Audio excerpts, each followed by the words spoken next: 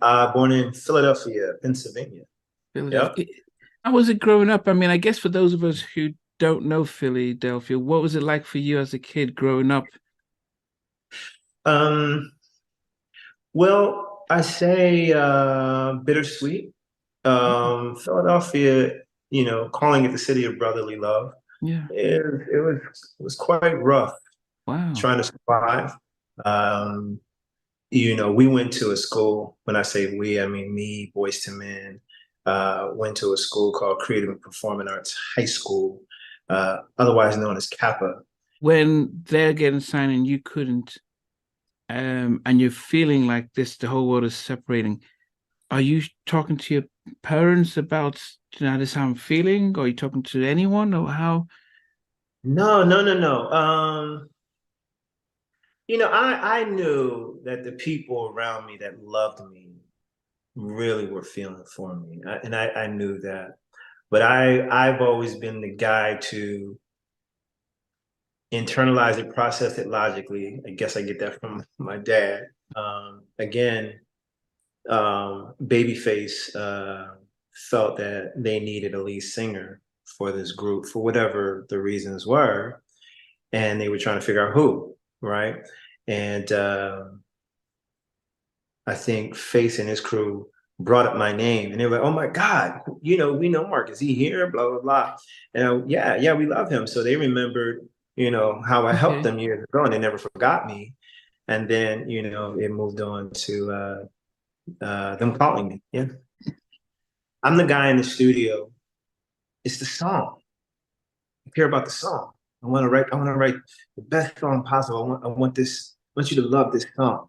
Mhm. And so many people told me that I need to praise myself more or put out my accolades, tell the world what I've done because a lot of people don't know. And the point I'm getting, I'll get to this point in a second here, is that like I'm the first to do a duet with Beyonce. Nobody, a lot of people don't know I did After All Is Said and Done with Beyonce. I sang that record with Beyonce. A lot of people don't know I wrote a record for Babyface to sing, the songwriter of songwriters. I wrote a song for it, A Oh. lot of people don't know I sang Michael Jackson, all these different people.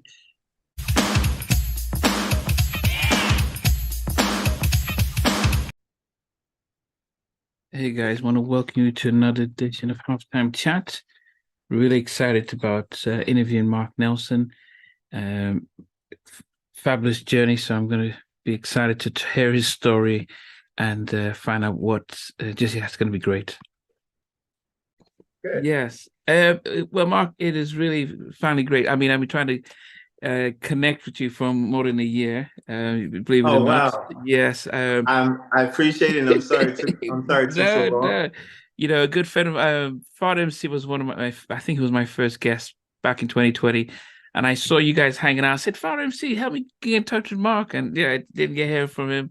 And a number of other people, DJ Soul Child, I've said, hey, so I was glad to see that I saw you connected with you, and then this is going to be I great. appreciate it. I Yeah. thank you so much. Now you have to do me a huge favor. Yes. Say your name for me, pronounce it for me so I say it correctly. Namdi. Namdi. Namdi. Yes. Namdi. All Yes. right, Namdi. Thank you so much.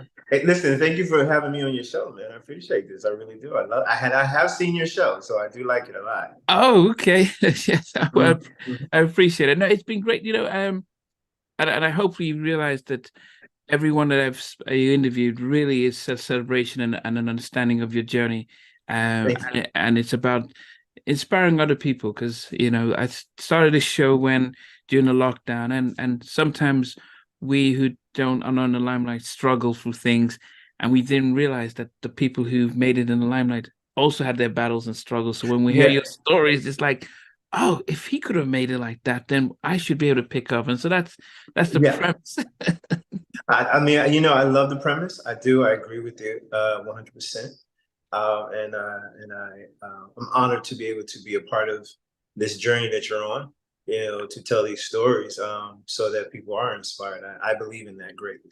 That's Oh, cool. that's great. But Mark, we always Yeah. start off because as an internationalist, where were you born and raised?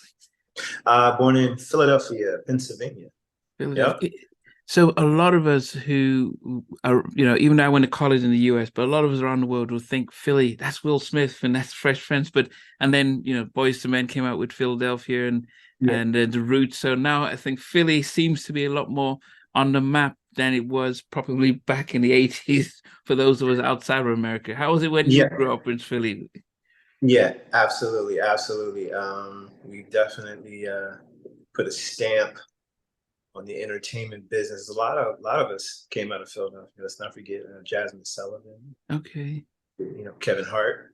There's quite a Wow. few people. Yeah, quite a few people. Yeah. But how was it growing up? I mean, I guess for those of us who don't know Philadelphia, what was it like for you as a kid growing up?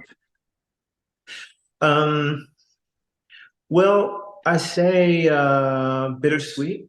Philadelphia, calling it the city of brotherly love. Yeah. It was quite rough Wow. trying to survive. Um, you know, in the various neighborhoods, where I grew up, where I started, I didn't end up in a lot of problematic neighborhoods, but it was rough growing up. And then on top of it, being creative. Um, we went to a school. When I say we, I mean me, Boyz II Men. Went to a school called Creative and Performing Arts High School, otherwise known as Kappa, and it was right in the hood, and so it was frowned upon to be, I guess you say, creative or in a creative environment in an area where it was really tough. I mean, we literally had like sometimes police escorts Wow. just to get out of the neighborhood to get to our homes. But I don't want to paint like this horrible picture of Philly in general.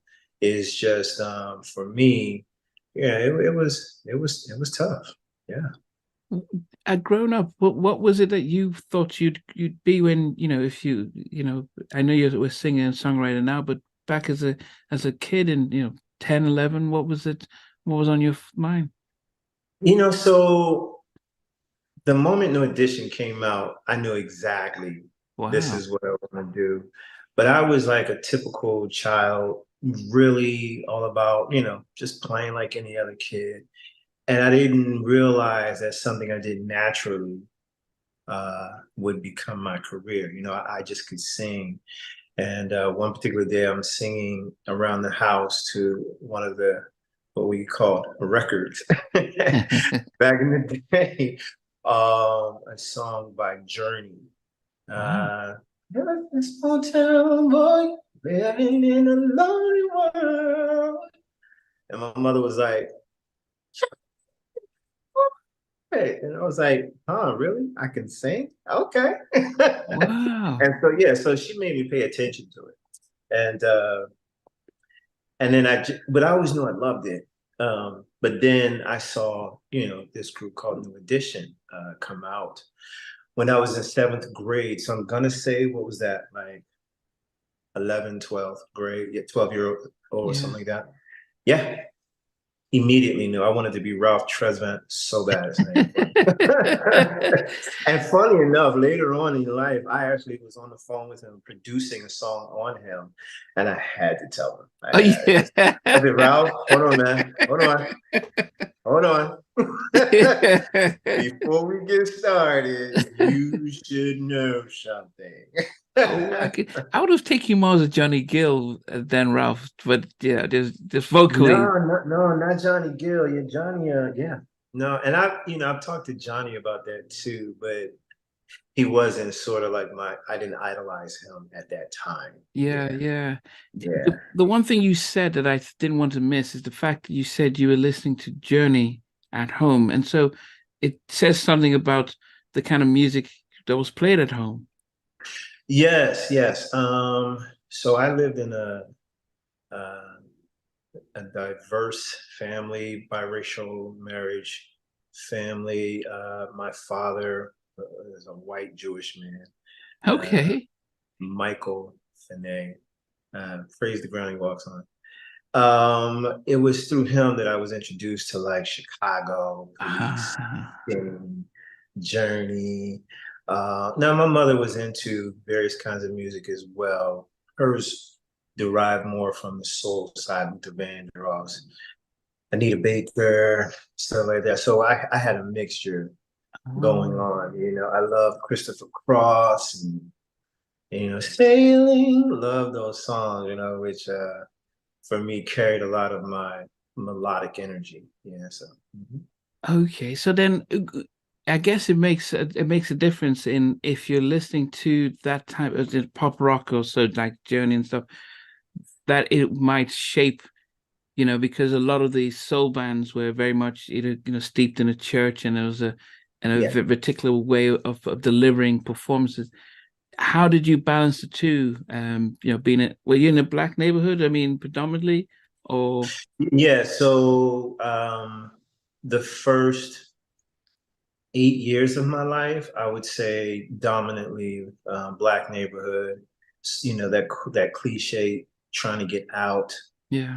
of the hood. And I listened to like Stevie Wonder, Michael Jackson, Earth, Wind, and Fire. Again, what was playing around the house? I remember the first record I ever loved was like by Peaches and Herb, Reunited. Remember that song? Yeah. Anyway, so yeah, that was then, and then my mother started to become successful as an entertainer, and then we Oh. moved into like nothing but Caucasian land, private schools and all these different. So, and again, coupled with the fact that my father is white, um, yeah, I was influenced by other things, other music and so forth.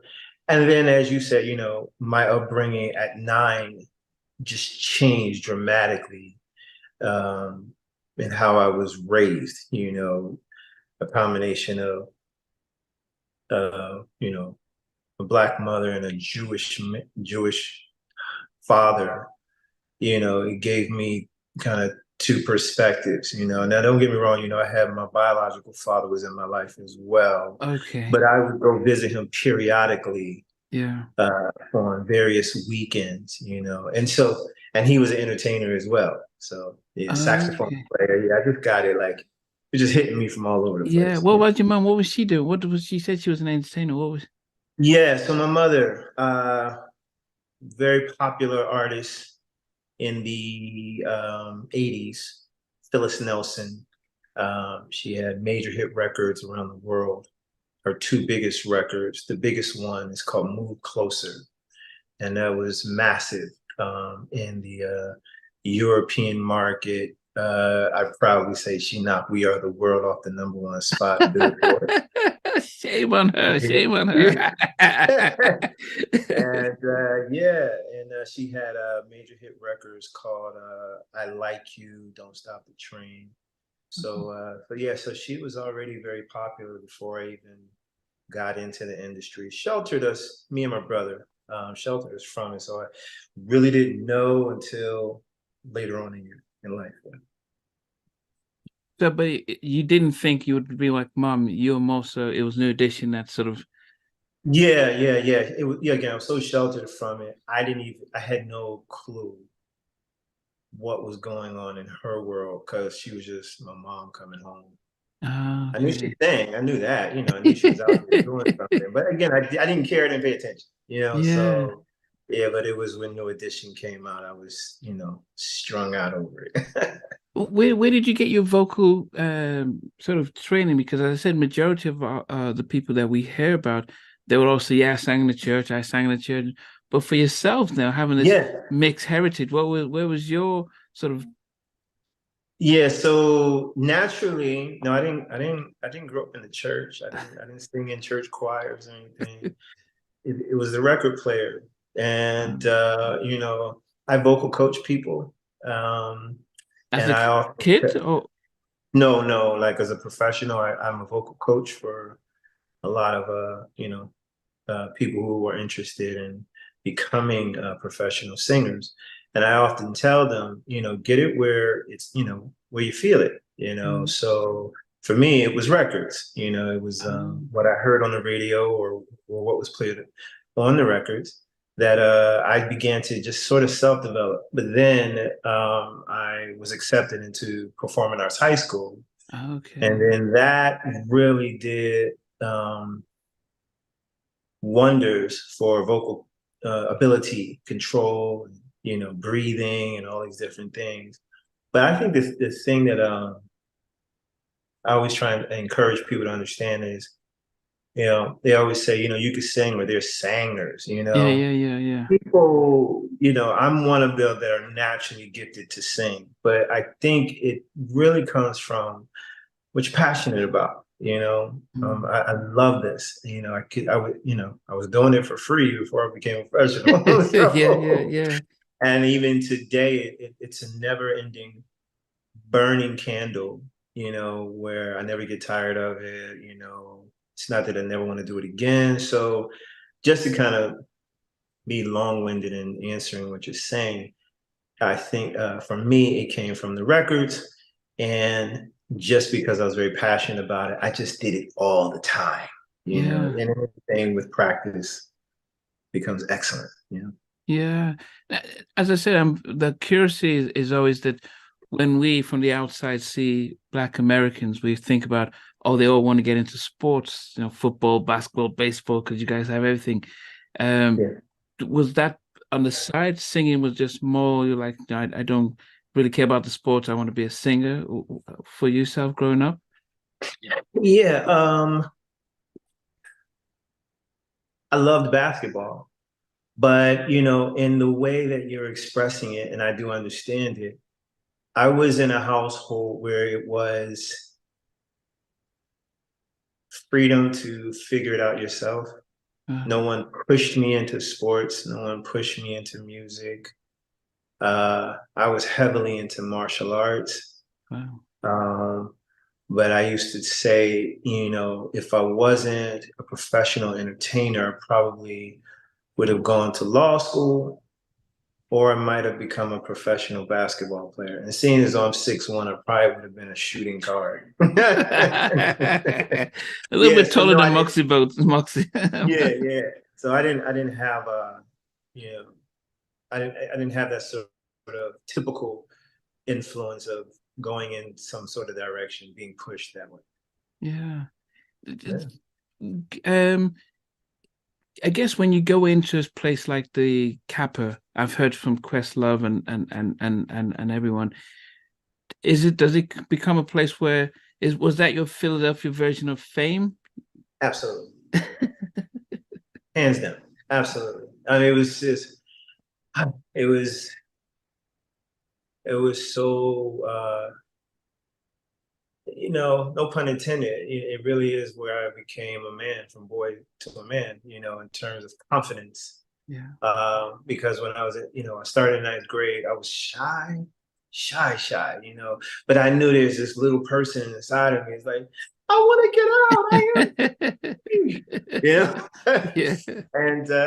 And watching the ones before me, 10th, 11th, 12th graders singing in the hallways and after school on the subway and buses and in McDonald's and stuff, I was like, yes, I got to do this. I want to do this, Yeah.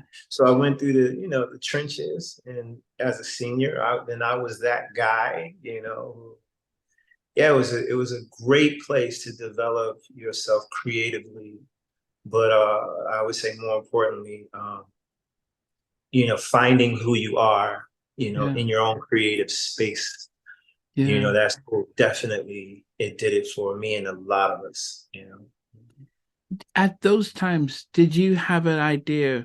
Because I think if you when you're in your 11th grade, is this the back end of the 80s or the early 90s? Or when? Yeah, so I graduated in 89. Okay, so 89. So we're thinking about the music scene then. We had Guy with the whole New Jack Swing, Oh yeah. maybe Oh yeah. Levert's Bobby group, Brown. Bobby Brown. You had Any uh, Heartbreak would have been a massive yeah, influence. massive. 1980, massive, absolutely. Yeah. Then we had the whole 88, absolutely. Keep Sweat would Make It Last Forever album and stuff. Absolutely. All of that. Yeah, absolutely. So then what are you thinking? Are you thinking Keep Sweat, Bobby Brown solo? Are you thinking a group like No Edition, Guy, Troop? What was then? Well, I mean, I don't know, the history, but I was always thinking group because, I co-founded Boyz II Men. So it was just a matter of me wanting to do the group thing because it's funny, like a lot of people ask me, but I never really desired to be a solo artist. Wow. Um, A, because I love harmonies too much. Because at that time also, Take Six Ah, had just yeah. come, bang, Take Six. And they were a key component to me and Nate developing the harmony tightness of Boyz II Men. Yeah, absolutely. Mhm. Okay. So a lot of guests that I talk to, they talk about Take Six or Commission being, especially if you're in a group, being the influence of like, okay, and I remember interviewing Claude about how much they've influenced so many other people. Um, but for you, what was it about, say, Take Six that you just thought, wow? Well, the intricacies of their harmonies. Mm, Um, Mervyn Warren, one of the creators of Take Six, yeah. who I had a true honor and privilege to work with. He's the one that made my group as yet sound incredible Mm, harmonically, because he came in and produced our vocals alongside with Babyface. mm, And so Take Six is just how do you sound like a record with literally no music at all, maybe some mm. finger snaps or something like that, and to find a six-part harmony. It was fascinating to be able to hear that, and having the love and passion for music and harmonizing. Me and the guys, we would just dissect every note listening. And obviously, it was what cassette tapes, like what's in your background right now. You Yeah, know, yeah, yeah. rewind it over and over again. Rewind, listen, rewind, listen, rewind, listen. Just constantly developing, um, being able to harmonize. Yeah, so Take Six was definitely integral in developing that for me. Mhm. So, and I guess for those of us who might say, oh, because I remember I just this evening I put a post that says, okay, I'm going to interview Mark, and you're formerly your Boys to Men as yet solo Yeah, singer songwriter, and people say, yeah, oh, Boys to Men, yeah. and I guess I guess people be wondering. You said co-founded. How did so? I know you all in the same school, but how did the idea come about? Let's come up with a group and see where it goes. Well, so I'll give you some tidbits. I'm gonna give you some tidbits. I have to put out there. I'm writing a book Oh, in okay, okay. reference to my whole journey. But me and Nathan Mars, we started out in Creative Performing Arts High School in ninth grade. That's where we met. Same year group. Same Or year, literally, yeah, yeah, we okay. graduated the same year. And it was because of our love for New Edition that Mm, we became really, really tight. We were in the same homeroom. And so we were sitting there, he was sitting right across from me, and getting to meet each other, we immediately clicked because we loved New Edition. We mm. also love this song called Tender Love by Force MDs, I think. Yeah. Jimmy Jam. Yeah. Tender. Yeah, yeah. And that really sealed a bond between us. So for like the next 3 years, Thick as Thieves and Wanye comes in when we're seniors. Sean comes in, meaning comes to the school Okay. uh, a year after us, I believe. I can't remember. So no, so and Michael McCary, because my parents moved to Los Angeles and I didn't want to go, I stayed and lived with Michael. Wow. Yeah. So him and I went to school together our senior year back and forth. from home to school, his home into school. And that was the year 1988 is when me and Nate developed Boyz II Men. And funny enough, just by chance that Michael, and I lived together, it was just like he stayed with me while I was rehearsing. Okay. And then his bass, it just chimed in. We're like, damn, you know. Yeah. So yeah, so he entered the group, and then I'll save the rest for. Yeah. But I guess the one thing was then, was it initially then always going to be 5 piece like New Edition? Absolutely, absolutely, absolutely. And I've said in various interviews, you say tragedy strikes. A lot of people thought I left the group. Some people would think the group kicked me out. It was none of those things. It was something, obviously, it was very devastating. I will put out there, it was the worst time of my life. Uh, you're talking about hard, like to deal with not being able to continue on, with my guys to see all the success that they had. There's no question it was the worst thing that could ever happen to an 18-year-old kid to top that off. You know what I mean? So yeah. So I'm a therapist, and it's always interesting to understand is that how did you deal with, I mean, I interviewed Timmy Gatlin, and just as Guy coming out, he gets kicked out of by the management, and Okay. all the success of the grooming and everything, he Yeah. misses it. And so the heartache of that. But for yourself, being Yeah. that's creating everything, and then all of a sudden, you Yeah. aren't able to go on. How do you manage that? Because I don't think it's easy to think about what could have happened, but Yeah. how do you deal with Yeah. that? But listen, the one thing for me, and this is where when you're talking about inspiring people, I love to share this sort of thing because um, it was always about the music for me. It was always about the love of what we're doing. Mhm. I didn't pay attention to fame, fortune. I didn't think about all those things, and it appears a lot of times when people hear, "Oh my God, you missed out on Boyz II Men." The first thing they're thinking is fame and fortune. What hurt me the most was the music, Mhm. the not being able to do what I love to do with the guys I created it with. You see what I'm saying? Yeah. And so when I saw that this is actually going down this way, I can do one of two things. I can roll over and die, or I can continue to make something happen, in my life. Of course, cried many, many nights.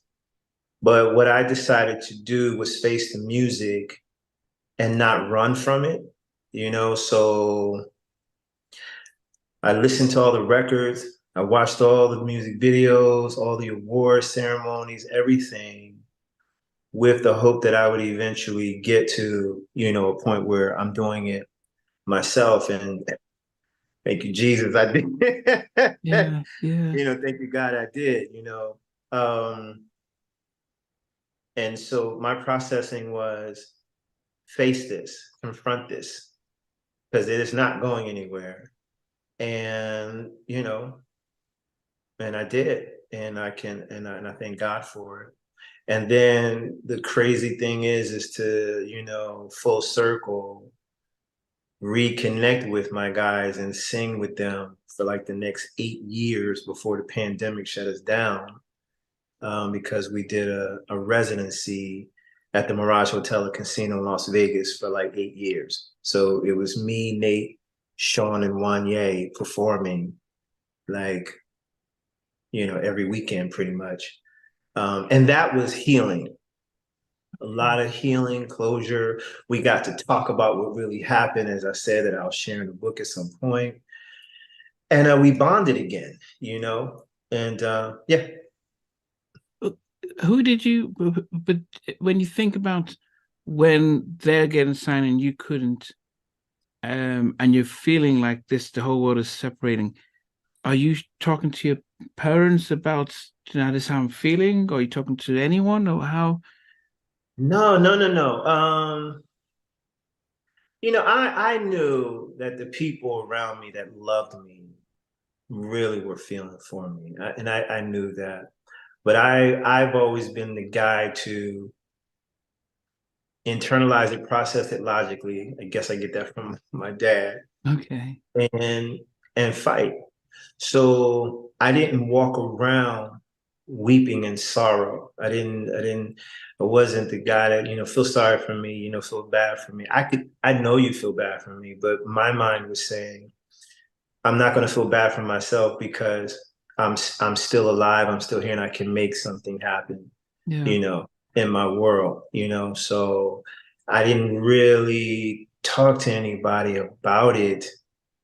And I think as I'm recalling, there are times people were wanting to talk to me about it. I mean, and some people, especially radio stations, when I would go and interview on radio when like my first record wasn't doing anything and they knew that I derived from Boyz II Men. They were brutal. And you're Yeah. talking about 19. I don't know how to interview. I'm Yeah. green, I'm wet behind the ears, I don't know how to speak, Yeah. and handle the interview itself and then maintain dealing with the emotional state that I'm in because of this devastating blow to the chest of not being able to go, with your guys. You know what I'm Yeah. saying? And then I always encourage people, whoever dealing with whatever they're dealing with, good or bad, but if it's bad, if they think it's terrible, trust you, believe you me, you can get through it. You can get out of it on the other side, and you can totally heal. You don't have to. I don't live in any kind of regret because there was nothing to regret.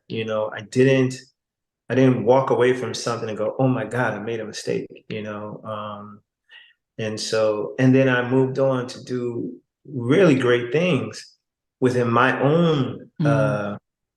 my own journey, because I always say life is neither comparative nor competitive. I don't compare me to Boyz II Men. I am Boyz II Men. I am connected. And I always say, some people think it's arrogant, but I think it's beautiful to say, look at what created with Nate. Look at what happened. Look at all that beauty, and then I get to perform with what I created with Nate. I don't care about the accolades and stuff like that, and I don't think, oh, they got all these different things and I didn't get it. I always say, I thank you, God, that I was a part of creating something that did what it did, in addition to all the other things that I did and got to do, Yeah. So when you're asking me how I'm processing things, that's how I'm really processing it. And I always say, God has a plan for everybody. So, Yeah. you know, it's all good. It Yeah. really is. Yeah. No, no. As I said, it's thinking about um when you couldn't follow through with them. Is Yeah. that when you went you got signed at Capitol, or what was the step before? Yeah. So um the blessing at that time was when I got Boys to Men basically discovered by Michael Bivins. And I think that much I can definitely, share with you. But to circle back, um, this record label, this production company that had a relationship with Capitol Records, I pitched Boys to Men to them first, Mm. and they turned it down. So then I go and the whole story. Four guys wanted to sing. I came up to them and said, "What's your name?" Boys to Men. Hey, you know what I'm saying? Well, a lot of people don't know when you look at the movie, the New Edition movie, you see Boys to Men standing at the tour bus singing Mm. for the guy who plays Michael Bivins. Yeah. A lot of people don't know that that guy talking to him was actually me. I'm the one that approached a lady and asked her for a backstage pass. I'm the one who uh, went backstage and asked another girl, literally Teddy Pendergrass's daughter, Wow. for a backstage pass. So I had two of them. And then I went out and put it on Nate and I walked him back and I took it off of him and told him to stand right here. And one by one, I got each guy backstage. And then that's when Michael Bivins and Ricky and Ronnie came out, uh, introducing that they were BBD. And and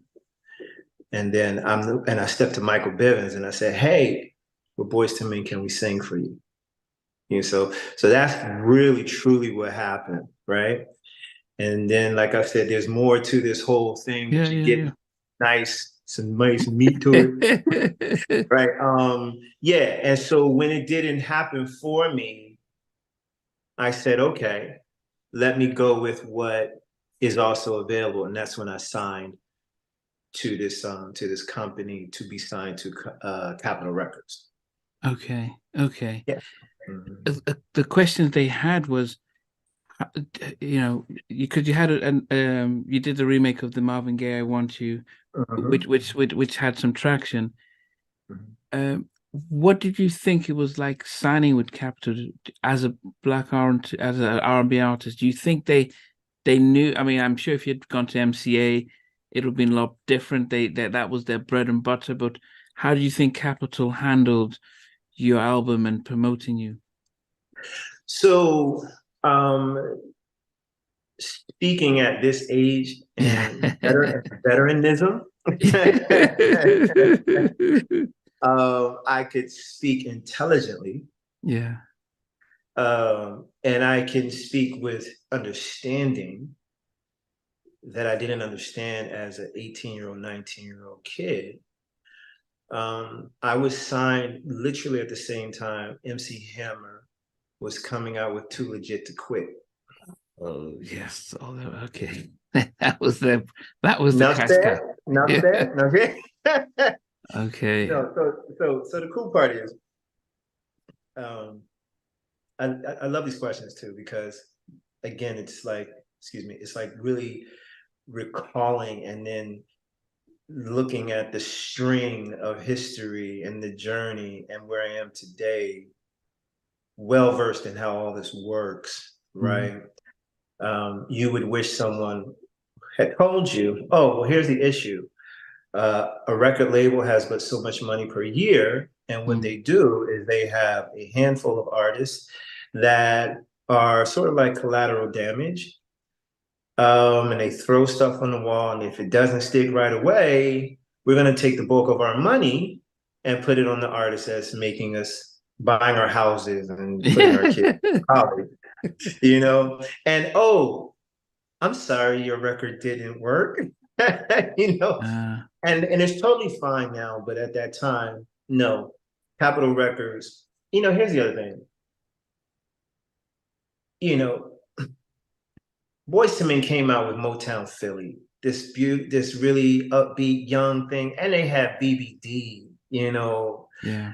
fresh out the gate, fire, poison, I came out with Marvin Gaye's I Want You. No, no slight to the song, Yeah, yeah. but I'm super young, and so I can't even imagine what marketing strategy you would have for something like that for a young artist like that. It was the wrong song. If I could go back in time, which I don't care to, but if I could, it would be a different record. So it really wasn't the record label. I mean, even MCA with the same situation would probably come out the exact same way. It would turn out the exact same.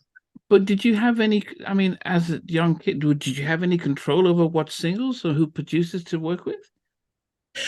No, again, good questions for answering it the way the experience that I have now. I didn't know if I had control or not. I Mm. was super young and all I wanted to do was sing. I don't know to have control over anything. I was signed, I had a publishing deal I didn't even know I had, you know. Oh. So when you're young, I mean, it all depends on everybody's story. some artists like Shanice Wilson, you know, had her mom right there. Usher had his mom right there. NSYNC had their parents Mm. like right there, crossing every T, dotting. I didn't have that. You know, Yeah, yeah. I was, you know, shooting for the stars and just going with it. So I didn't know that, you know, I could have control even if I did or didn't have control. You know, I didn't know at that time. You know, so. Now, others would say, but your mum is in industry. They should have been, you said, okay, contracts, publishing. Remember? Very true. Very true. Well, a lot of people don't know my mother was sick at the time. So Oh, well, no, wait. Wait a second. My mother, yes, she was sick at the time. She sure was. My mother passed in 97 when I was with As Yet, when I literally became famous. But she was sick probably like 3 or 4 years prior. She passed away to cancer oh, in so 97. So okay. yeah, that's okay. So and you know, it's interesting, like you say, my mom, my mom and dad, um, they split up at a certain point, and my mother became sick. So she was just trying, you know, to heal. And again, I was so independent anyway, you know, Mm, it's just like, yeah. yeah, good questions, man. I'm like, No, I'm no, sitting going like, how no. was it helping me? I don't know. Yeah, no, I mean, Dalvin says that parents have written 100 records, but they didn't know anything about the business. So but it's interesting just to see if even if you have a family member in there, it doesn't necessarily guarantee anything.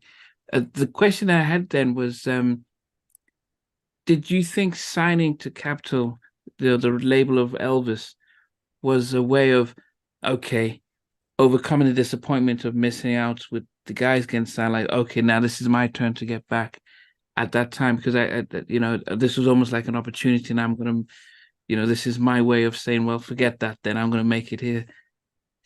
Um, Maybe half of that statement. The accurate half is it's the opportunity that was before me, Yeah. and I went with it.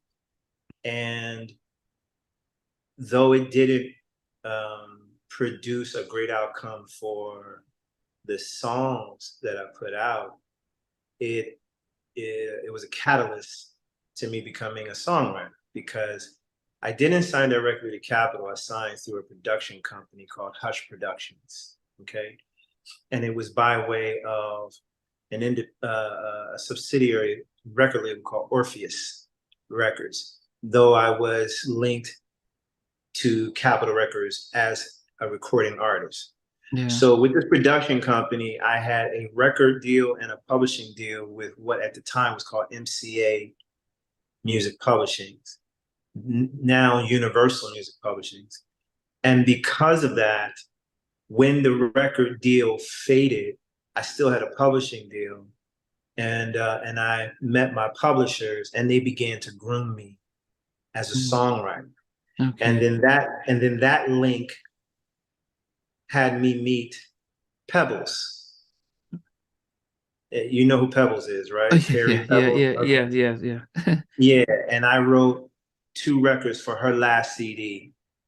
I Oh, wrote the title track to her CD called "Straight from My Heart." I wrote a song called "Straight from My Heart." wow. She's married to L.A. Reid. Yeah. I moved to California, and then I connect one dot to another, 6 degrees of separation, that had me meet Babyface. Okay. And so these dots then connect to other things. And it's funny because I want to circle back and unless you want to continue on. No, You no, know, no, no. Please go, keep going. yeah. Well, I love these stories of destiny. You Mm, know, because so here's an interesting thing. This is to me, this is a good one that can help a lot of people understand. I don't care what dark place you're in. I don't care how dark it seems. Even in your darkness, there's light. I'll show mm, you. So Power 99 FM is the radio station in Philadelphia. It's the most popular one in Philadelphia. Power 99 gave the concert that I snuck Boyz II Men backstage to meet Michael Bivins. Okay. Mm, When I when I signed to Capitol, I did a show in that same venue for the same radio station as a solo artist singing "I Want You." mm, And then when I was finished, because I still lived in Philadelphia, I left, and right out front there were a group of guys who said, "Mark, we love you. You know, we know you from Boyz II Men. Would you come help us work on our harmonies?" So I went to their home to help them work on their harmonies, and for a day, for a few hours, and then I left. That's 1991. 92, 93, 94, 95 goes by. I'm living in Los Angeles. These dots I'm telling you are connecting, where I meet Pebbles, Ellie Reed. I met Babyface twice before anything happened. And it was just because I was working with a producer named John. Um, he got signed to Babyface's and Tracy Edmonds publishing company. mm.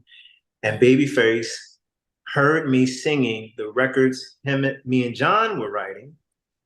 And then this group that I'm telling you about that I helped got signed to LaFace Records, that's owned by Babyface and L.A. Reid, and they were called As Yet Untitled. And then I get a call from the Babyface camp saying, "Hey, we just signed this group to LaFace Records. We want you to be the lead singer of it." And they say they know you. I go to the building. Lo and behold, it's the same guys that I helped in Philadelphia with their harmonies. And then I became the lead singer of the group. Okay. How's that work? Wow. You get So, you get what I'm saying?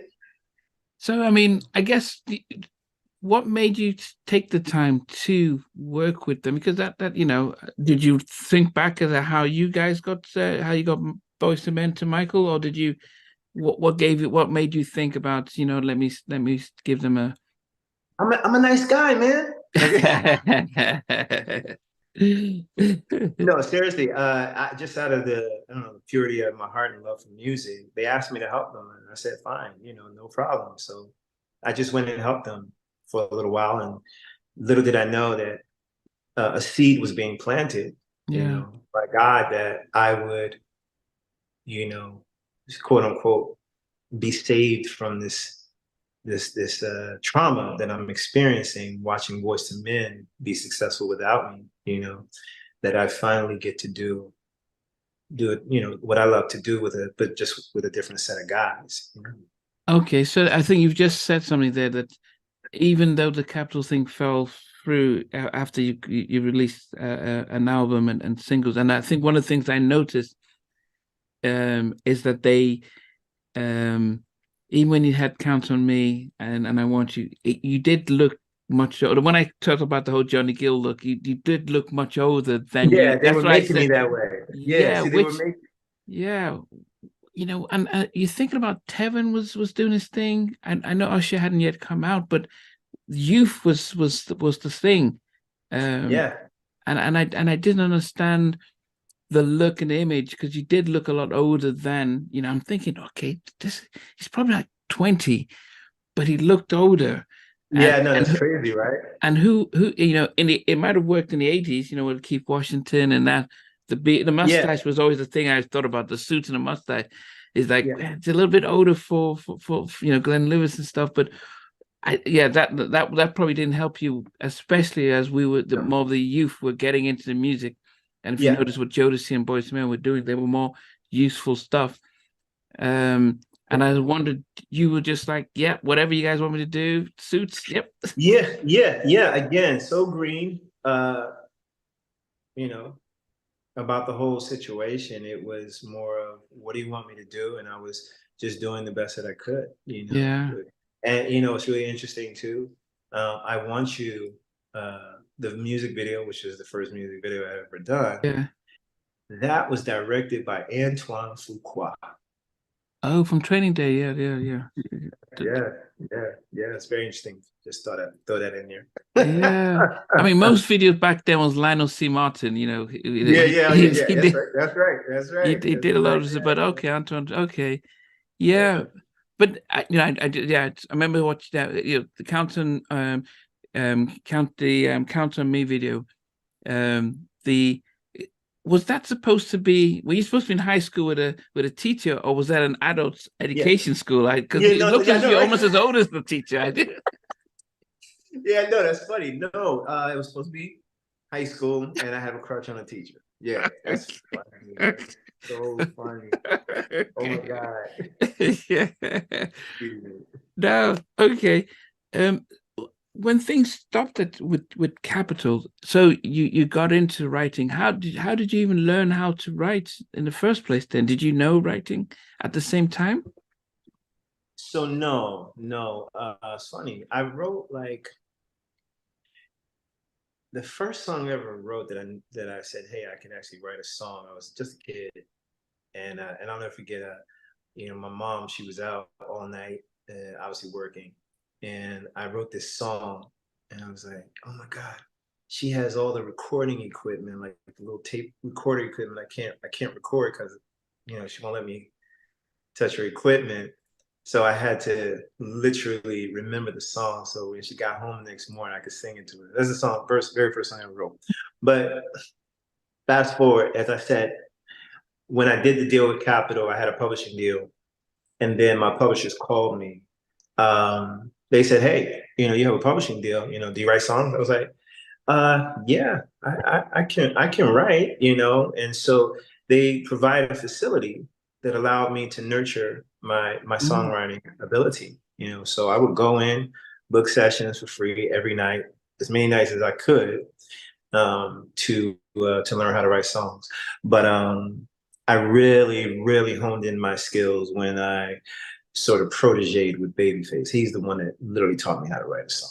Yeah. I mean, yeah, he's the yeah Yeah. he's almost Yeah. the demigod Yeah. of songwriting Yeah. and stuff like that. Bringing stuff Exactly. poems from when he was 4 years old and Yeah, does it exactly. into a hit.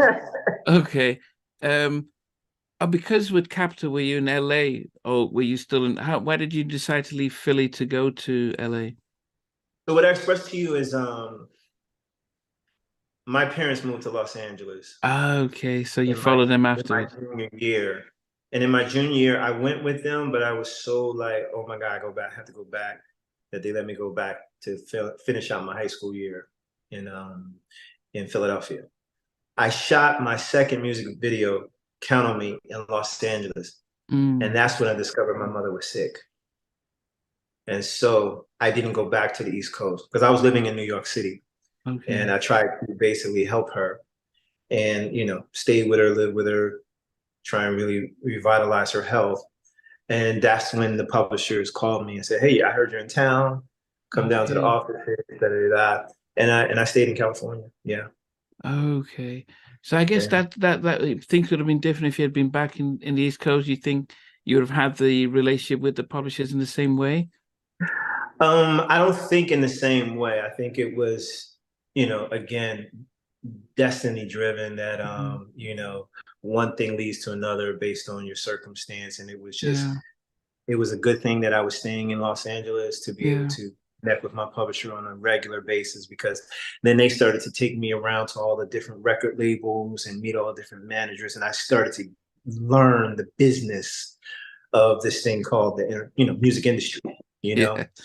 Yeah, yeah. So But also, you're talking about publishers in a positive way compared to mhm. some of the other stories we have of them who like, oh, we can see some money coming on, let's quickly give them a little advance and take ownership of all that stuff. But you're saying talking about people saying you've not written anything, we're going to help you write. So that seems Yeah, very different type of relationship, which is quite good to hear that they're not all sharks in the industry. yeah. Again, that's why I said, I'm constantly gonna plug this book Yeah, yeah, yeah. because I do have horror stories, but I feel all horror stories have a light at the end of the tunnel.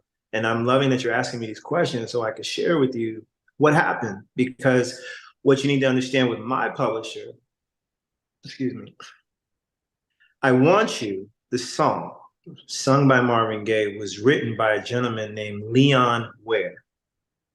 Okay? Mm. Leon Ware is married to a woman named Carol Ware. Carol Ware at that time was the president of MCA Music Publishing. So she had a special love for me because I sang a cover of her husband's song, I Want You. So she personally called me and said, hey, Mark, I'm Carol Ware. You sang my husband's song. Please excuse the background there. You sang my husband's song. Come to the office. I want to meet you for one. And then I met Leon Ware. And that's why my publishing experience with them was a beautiful one because, you know, of that connection with the song first. And so she took me under her wing and taught me Wow. a lot about publishing. Yeah.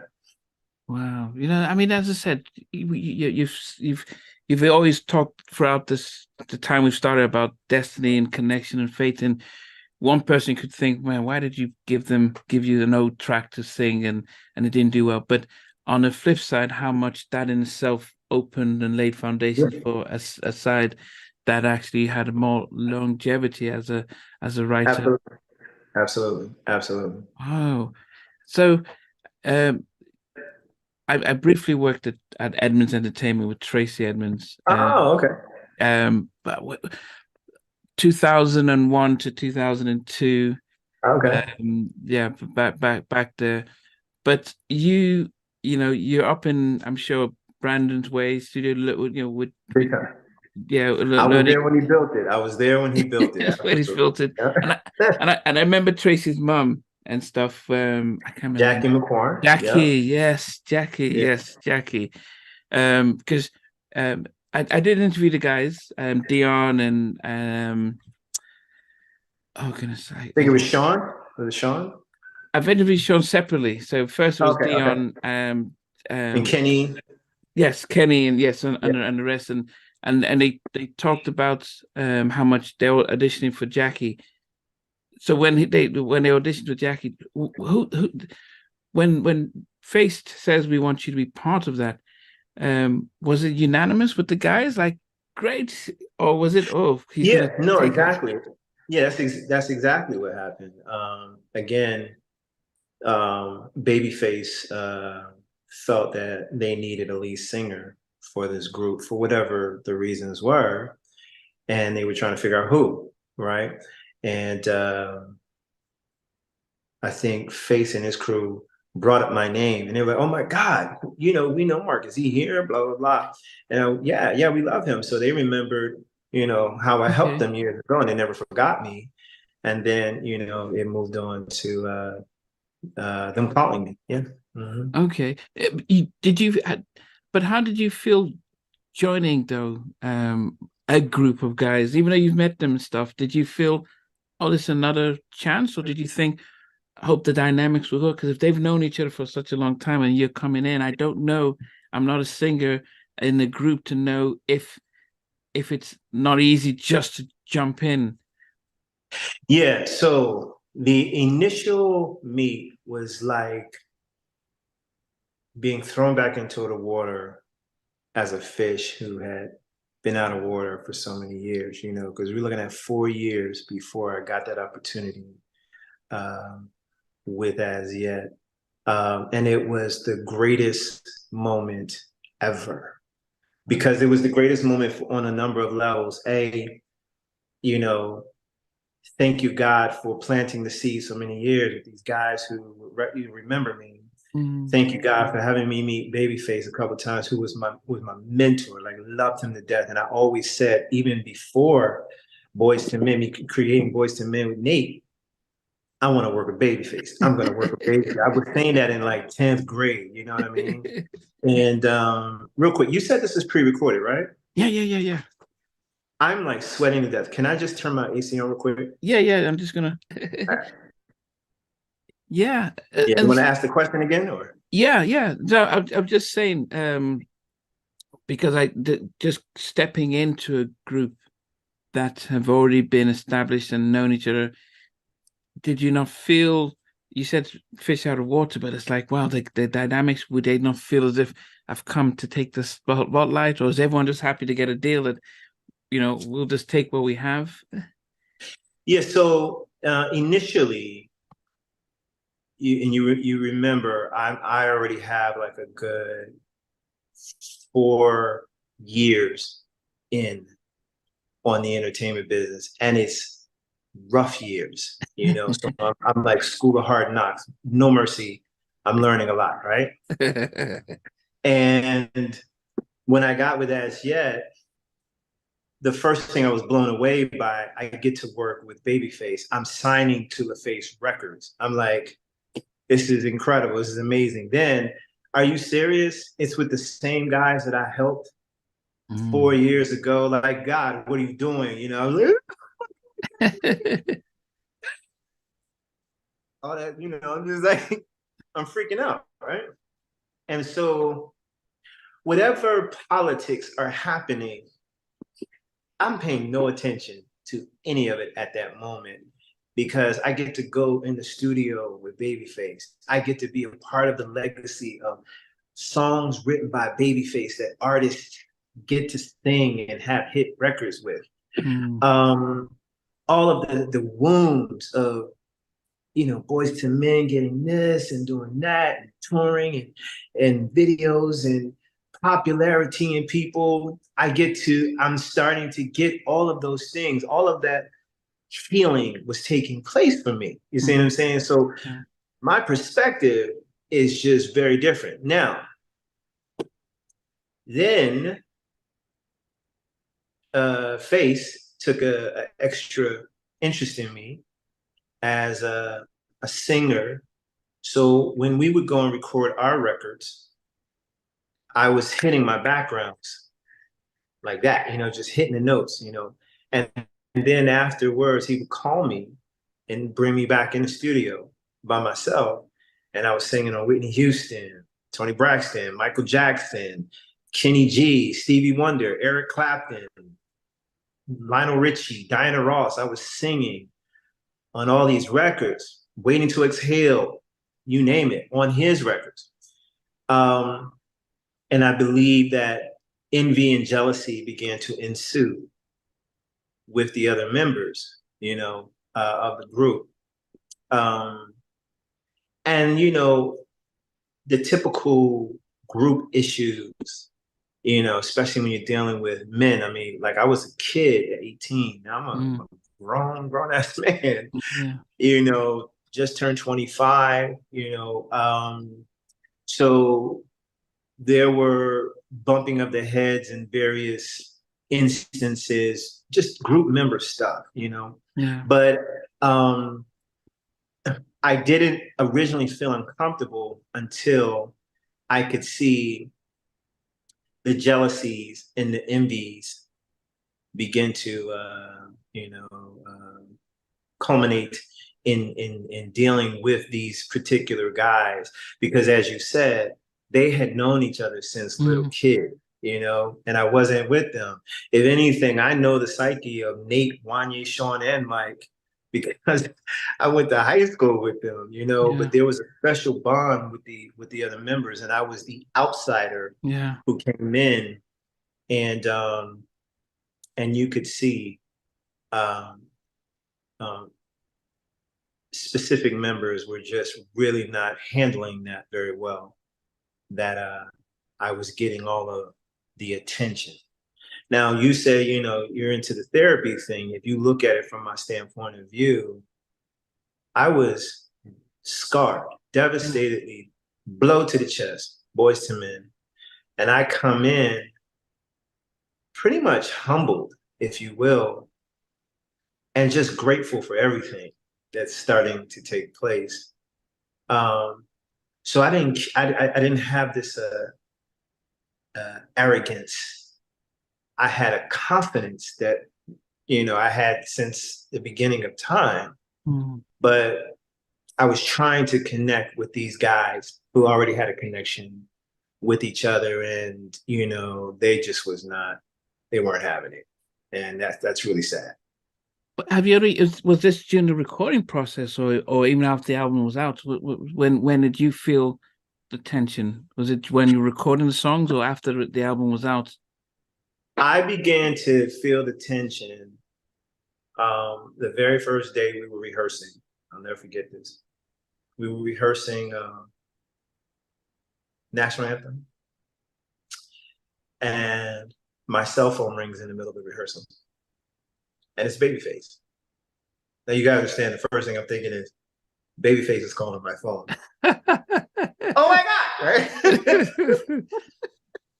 That's the first thing I'm thinking, right?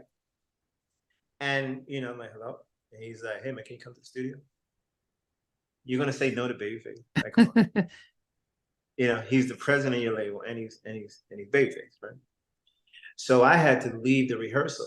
I'll never forget that very first day. I could feel the tension. That was, again, impressed upon me because I'm just doing what I'm told to do as always, And after that first call, there were many calls, and Face, he didn't care, It's like, I got work to do, and I need you in the studio, and that's when it began. Yeah, I knew it then. Now, some of us from the outside would think, who, because we've seen the New Edition story and whole Bobby stuff, but this is something different. Is management not supposed to, hey, what's up, guys? This is what's happening, or there's a group power. Let's talk this out. We've got a massive opportunity. I mean, or does it just fester? I mean, how for people from us from the outside looking in, we just wonder: aren't there any rules, any conversations, any sort of team meetings, and making sure everyone's sees the bigger picture? So let me answer your question this way. On a general note, that is exactly what it should be. You should have management that manages, and it's called personal management for a reason, and if you look at any group today that has stood the test of time, they had that foundation in the beginning. Destiny's Child is a prime example of, my God, look at the up and down they went through, how many changes they hit, but they stood. New Edition. I mean, come on, it's the same thing, Brooke Praise, and so so you had a foundation. You had someone looking at Boyz II Men. Oh my God, all of these groups, and I know Boyz II Men's story personally, even in more depth after being with them for 8 years. It wasn't always peaches and cream, and there's breakups, and there's like not doing anything, and everyone goes through the hell. But you also have groups like As Yet, who, I feel like we got it really easy, in the sense that when we signed with LaFace Records, Jackie McCorn, Tracy Edmonds' mother, was our manager. Yeah. And here, if you wanted to get something done, Jackie, all she had to do was talk to Babyface at the dinner table. Hey, listen, make sure you write another song for my guys. Pass the salt. Yeah. Right. So we had it like that.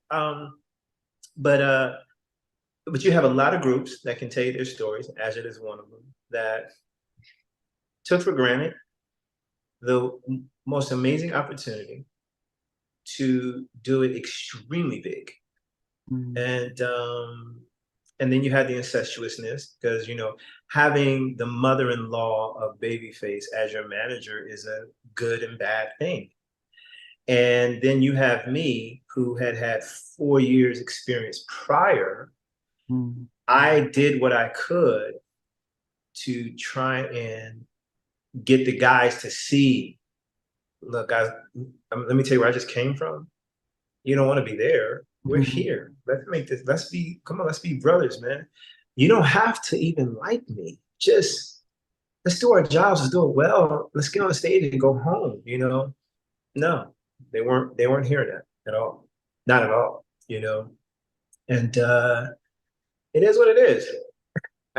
I think one of the big disadvantages that you guys had was also, this was the Face Civil War, LA and Babyface sort of, you know, you know, Face starting Yab Yum and moving to LA while LA is running its stuff out in Atlanta.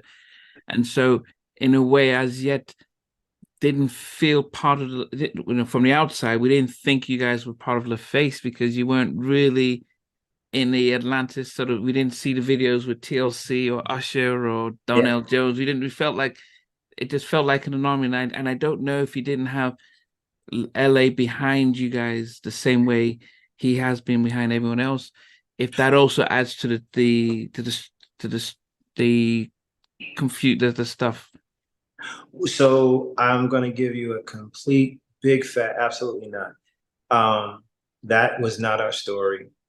I know other artists' stories that are what you just said, but L.A. Reid was very much behind. Okay. As yet, absolutely.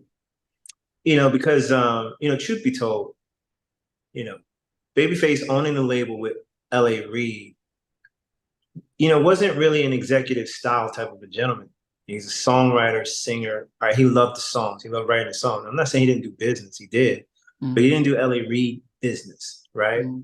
And when I say that, the L.A. Reid, excuse me, the L.A. and Face 1-2 punch is that you make the eggs, I make the grits, and so as yet had major support from L.A. Reid. Okay. No questions asked, right? But the other guys may tell you different. I, on the other hand, I'm right there too, but I'm coming from a different angle than what they are, because I told you, not only was I in the group, I was with Babyface And all LA the and time, Pebbles, like yeah. all the time. You see what I'm saying? I saw everything, so there is no excuse whatsoever that as yet could not have gone to Venus, successfully. It was more of an internal dysfunctional problem within the group that had to learn the hard way, and the hard way was failure at the end of the day. So you've got one of the biggest singles of the year with Last Night, still celebrating it.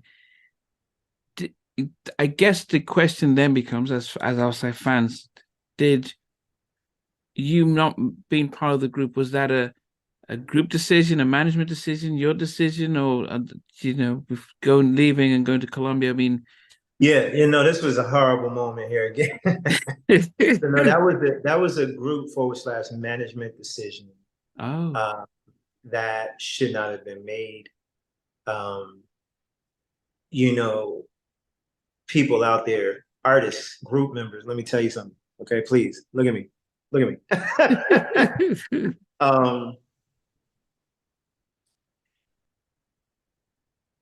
If I knew what I know now, I've said in interviews, I will take full responsibility of what took place in reference to as yet kicking me out of the group. And it's only because I now understand how important it is to respect each other's strengths and weaknesses, And when I saw that the group started to envy me and were jealous of what extras and stuff that I was getting, I didn't pay any attention to it. I didn't comfort and cater to my brothers at that. I was doing what I was supposed to do. You brought me in to do a job. I'm doing it. Babyface calls me. I go. I come back.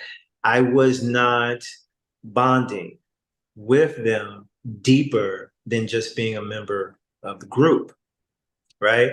These guys in the streets together, got the deal together, grew up together. So they're feeling what each other is feeling. I'm not feeling any of it because I don't even know them like that. You see what I'm saying? Right? So we never got to fight, as brothers, and then, wipe the blood and go have a drink. You know what I'm saying? We didn't get to do that sort of thing, right? So this was an implosion that was just waiting to happen. And it was again because of the envy and the jealousy. I didn't do anything that merited kicking me out of the group. It was more of, I can't stand this guy and I hate that we picked him to be in this group because we don't feel each other. You see what I'm saying? And it had nothing to do with the records, it had nothing to do with the music. It had nothing to do with anything professional. It was all personal. I just don't like you. And that's the truth. And that in itself killed a professional opportunity. It's just really sad when you think about it, but it's the truth. So Babyface couldn't intervene and say, hey, whoa. I brought him in here. It's my label. He goes, you guys. That's what those. Yeah, so this is where that incestuousness comes from, because like you said, you were part of the admin situation. Yeah, I'm sure you've seen some, I'm sure you've seen some, okay? And so when I say incestuous, Jackie McCorn was our mother-in-law, and may she rest in peace. She did the best she could as a manager, but she really wasn't a great manager. Yeah. You know what I'm saying? She was great in the sense that we could get Babyface's ear in a different way than any other artist could. But the way her managing style was so mommy dearest, it was so, you're my children. It wasn't any of these moguls managers. And then she tried, don't get me wrong. I'm not saying she did everything look, if it wasn't for Jackie, we wouldn't have even gotten this far. I give her that. Yeah. But there's a plateau. And I was vocal about it. I was the one saying, nah, this ain't working. She's not that good. The guys agreed with me, but I was the voice. And you have to remember, I have 4 years of learning and hard knocks, and I was ready to take it to the next level. So you can't have a Babyface who is the son-in-law intervene, because then there's that conflict of interest. And then there's Jackie McCorn, and you know what I mean when I say there's Jackie McCorn. She's that chick, Yeah. And you have wifey, Tracy Edmonds. So you're kind of stuck between a rock and a hard place. And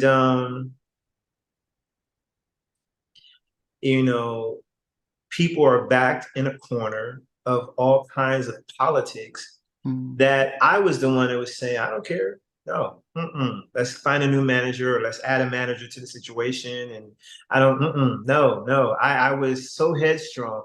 But the one thing they always said about me, Jackie, Tracy, all of them, they were saying, you can't stand Mark, but you know where you stand with him. And I respect him for that. I love him for that. At least he's telling you what he really thinks and how he feels. He's not, you know what you're getting from him, And that's how I've always been. But last night it already sold 1 million copies, and all this was going on in the background that people were thinking, wow, this is Absolutely. And Face was definitely in my corner behind closed doors. Yeah. Oh, he was very much in my corner behind closed doors. He was one that I could call. LA Reid too. I remember I was in Korea, and I called LA, and I was like, I can't take it anymore. And he was like, relax, don't worry about it, it'll be fine. Yeah, I was able to call both Babyface, Kenny, and LA. And the other guys didn't have that kind of a resource. I had that resource to talk to them about what was happening, and their hands were kind of tied. How did you, were you surprised how big the song Last Night became as a global hit? Yeah, I wasn't surprised. More so again. Well, when I say surprised, I'm not speaking because of me and I sang it. I'm saying to you that it was the system of hit making from from Babyface. Now I have to give major credit to Keith Andes, who co-wrote the record. Actually, it's the other way around. I say Face co-wrote it with him. But when you get a Babyface record and you're on the Face Records and you know you're a part of the right system, the team, whether you're on LA side or the Faces side, you kind of know you have a shot here. You know what I'm saying? To do something really big. So in that way, I was very confident we were going to do well. But I was also equally nervous because I said, now watch we be the very group he don't have a hit record on. And obviously it didn't turn out that way. Yeah. So and I guess it's important because I guess people perception starts to grow. I mean, I'm just seeing someone who just posted this posted this evening about and this is the strange thing is Boyz II Men, let's see, definitely watching this. I don't like the way Boyz II Men did him dirty, especially when he was kicked out of the group. Now that's the thing. This is someone who posted because I said I'm interviewing you, and they're posting on the comments because perception is when we're not inside, we don't know. And back in those days, there was no real social media where you could come in and give your side of the story. The perception is, oh, he got kicked out. As yet, he was the troublemaker there. So that's the whole thing that is important to clear up. And I like the fact that you always bring us back to not just the hurt of senior guys at Boyz II Men, but also the Capitol, and then the being in LA, and at the time when everyone else was shining and it's not working, and so you're reflecting on how you were at that time of your life, and then also with having a new group come in, because I can imagine they're at first happy to get you in, but if you're getting all the attention and you're getting the nice vocals and the pitches and they're in the middle and they're the almost like the Temptations, and then you're very Mark and the Pips kind of thing. I can just imagine just human nature is like, okay, this is not what we sign up for, and that's tough for us, especially if we've had rejection. It just builds us up in a different way. Were you aware that people's perception of you, the fans and everything, might be wondering what's going on if Mark's left two groups, or did you just think, not of those shots, I'll look for another one? Yeah, so it's so interesting. I think you have various types of personalities, right? Yeah. Where you have the guy who cares about the white sneakers, they got to stay white, everything has to be just clean and perfect, You have the guy who, you have to, everyone has to know he wrote the song. You know what I'm saying? Pat me on the back, I'm the guy in the studio. It's the song. I care about the song. I want to write the best song possible. I want you to love this song. Mm-hmm. And so many people told me that I need to praise myself more or put out my accolades, tell the world what I've done, because a lot of people don't know. And the point I'm getting, I'll get to this point in a second here, is that I'm the first to do a duet with Beyonce. A lot of people don't know I did After All Is Said and Done with Beyonce. I sang that record with Beyonce. A lot of people don't know I wrote a record for Babyface to sing, the songwriter of songwriters. I wrote a song for it, A lot of people don't know I sang with Michael Jackson, all these different people. They don't know I've done a lot of things. Here's the point I'm making. When people are perceiving me like, damn, you got kicked out of Boyz II Men. Damn, you got kicked out. What's wrong with you, man? Like, you clearly got to be the problem. You know what I'm saying? And I'm sitting here going, well, first, I wasn't even paying attention to what anyone was thinking. I know what happened. I was there. You know what I'm saying? Yeah. And I was devastated as to what happened too. A lot of people don't know I, with Nate, put Boyz II Men together. A lot of people sitting here thinking Nate did it. That's not true. Nate knows, So I never really cared too much in the sense of I don't give a damn. I just wasn't paying attention Mm. to this perception that people had of me, which is why I'm so now vocal Mm. about telling my story. But the one thing I'm loving is that when I am organically just telling you my story, you then go, oh my God, I didn't know that. Instead of me saying, hey, is that what you're thinking of me? No, I gotta tell you what happened because I don't want you to think that of me anymore. I never had that. I think that would be exhausting, Mm. but yes, I appreciate your platform. I really do, that people are catching on to the truth because I get to tell it, especially because you want to know and you want to hear. So yeah, so let's clear up a few things already. I didn't leave Boyz II Men. I didn't leave as yet. I Mm. wasn't kicked out of Boyz II Men. I was kicked out of as yet. And for all those different details I just shared with you. Yeah. Yeah. Mm-hmm. How did then Colombia come around? Because somebody has said, tell Mark that we can't get Chocolate City on Spotify, and we ain't I happy got about that. it. Sorry, Okay, Chocolate so Mood on talking, that's Spotify, okay. and she ain't All happy right. about that. So, Yeah, no, so all that, but right, that's so something they need to. That can you answer the question as to how come it's not on Spotify? Because people aren't happy that I the can. albums. Okay. I definitely can. Okay. So Columbia Records owns the masters for one. Yeah. I've written majority of that CD, and I am in the process of getting my rights to be able to put it all on Spotify. Okay. Okay.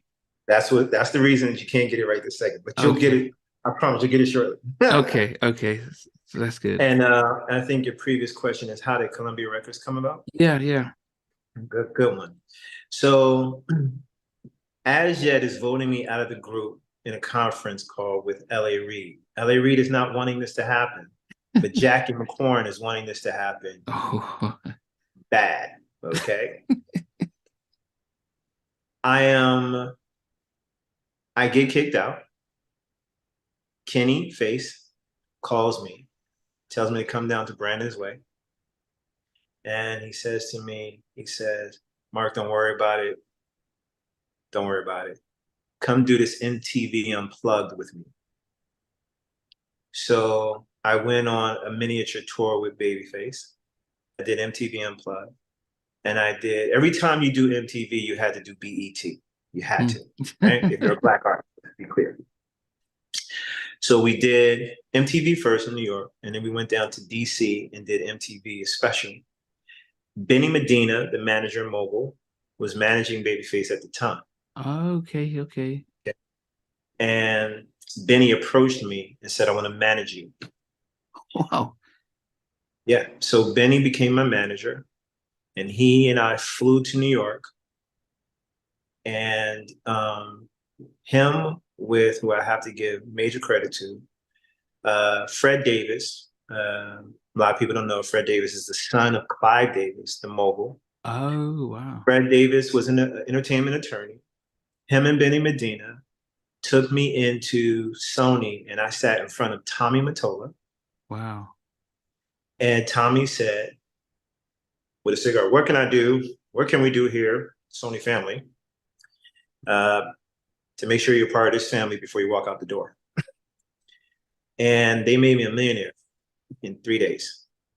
And I did this major deal with Columbia Records with Donnie Einer, who was the president of Columbia. And that's how it happened. That's how it happened. Benny Medina, Fred Davis, and Tommy Mottola. I signed this deal, major deal with Columbia. So people might say Benny Medina was the head of black music at Warner Brothers. Karen White, I'll Be Sure. He also then did Fresh Prince of Bel-Air with Quincy Jones. That's right. Then he also went to manage J-Lo. So Benny is I mean, people, we don't see him do talks and stuff, but he's a big True name when power. when it comes to black music and stuff. Yeah. And then Tommy, he went toe to toe with Michael Jackson, so he's he's got his legacy there. But I'm thinking Benny says he wants to manage you. That's from the pit of despair. You're getting Benny saying, "Hey, I'm willing to manage." You brushed over it as if, yeah, here's the thing. But did you not think about, wait, what, me? Why? What? What? So Yeah, I've well, set up who Benny Medina is, and so now you're just talking about him as if it's just no big deal. I mean, did you know who he was? well, yeah, of course, of course. Okay. He at the time, of course, at the time J Lo. he was managing J Lo, Jennifer Lopez, Yeah. uh, Diddy. Uh, He was managing Diddy, J Lo, and you said Babyface. Babyface. Yeah. Yeah, and yeah, of course I knew who he was, right? And I was, to give it more enthusiasm, if you will, I was blown away. You know what I'm saying? I was just like, you know what I'm saying? Like, wow, really? And yeah. And the stars lined up. I just had power on top of power on top of power to make that deal happen, you know. And it's interesting because I just got kicked out of Azjet.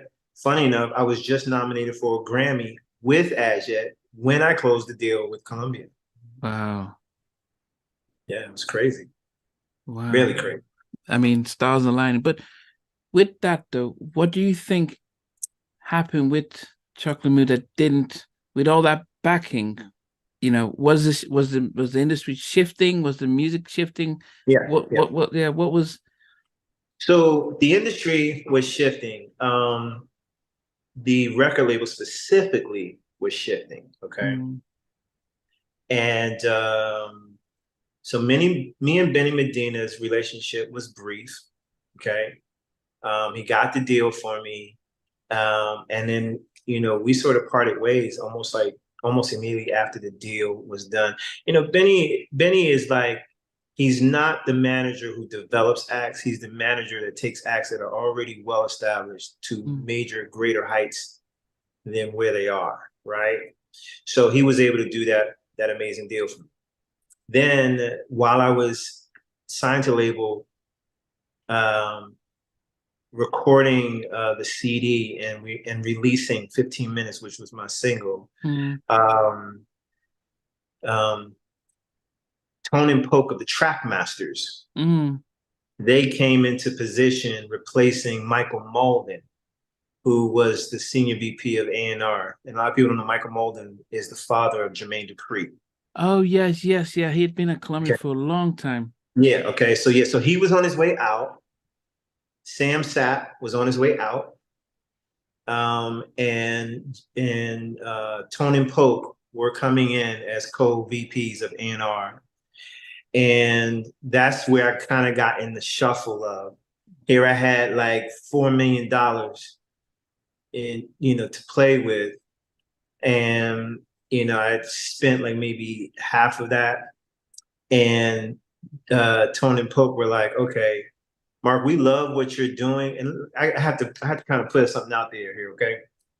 The stuff that Justin Timberlake did, Bruno Mars is doing, I had that kind of music, that kind of CD Mm, popping off that they didn't understand. You understand what I'm saying? They wanted yeah, me to go real grimy and R&B with 15 Minutes, Chocolate Mood. It wasn't my first thing that I wanted to do. The CD that I wrote and recorded was so more pop and bigger to me than what this Chocolate Mood CD did. So in truth and honesty, it wasn't even a CD I wanted to do. I was following hip hop, producers, yeah, Tone and Poke guys who are notorious for Biggie Smalls, Nas, yeah, and a yeah, gang of people, as you know, right? So they're yeah. they're they're they're guiding my CD.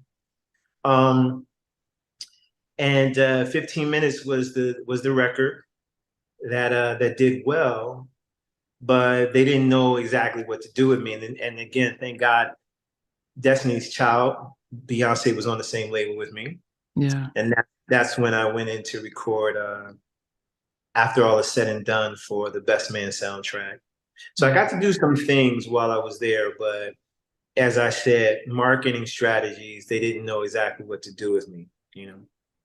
Yeah, I mean, even yeah, I mean, and I think that's always, and people might think, I know that I've interviewed guys when the Uptown guys took over at Motown when Andre Harrell went there, and he had the Whitehead brothers like, well, what do we do with you guys after the Yeah, second album? So it is, yeah, and it was common that during that late 90s when the labels were merging and people were coming in, it's like, we didn't sign you, and so we don't know what to do with you. right. We and if you flop, it's on us. So yeah, we're not going to put Yeah, that. yeah, Yeah. yeah. Because they had at that time. So Tone and Pope came in. They were like, okay, Marc Nelson. What do we do with Marc Nelson?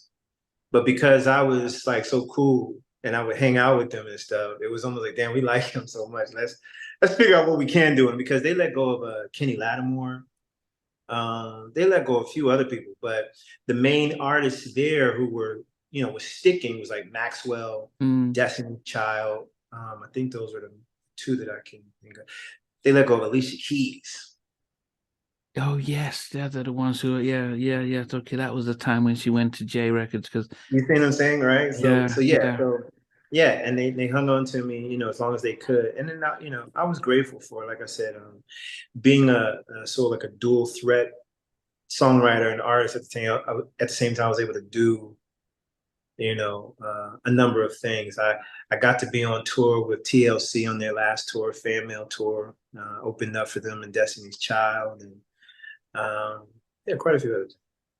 Yeah, I mean, just with the duet with Beyonce, Mhm. did could you? I mean, we see her now as as this mega star, but Yeah, could you see anything when you were singing with her back then? As okay, I'm gonna tell you when they came out, Beyonce, I said she's it. I used to, wow, back then. When Destiny's Child came out, I said that's the one right there. You know, you never know exactly what's gonna happen, but I'm Yeah. looking at, yeah, Beyonce, that's the one, right? So I, if you will say it, caught her right at the cusp of when she was about to go. You know, yeah, Yeah.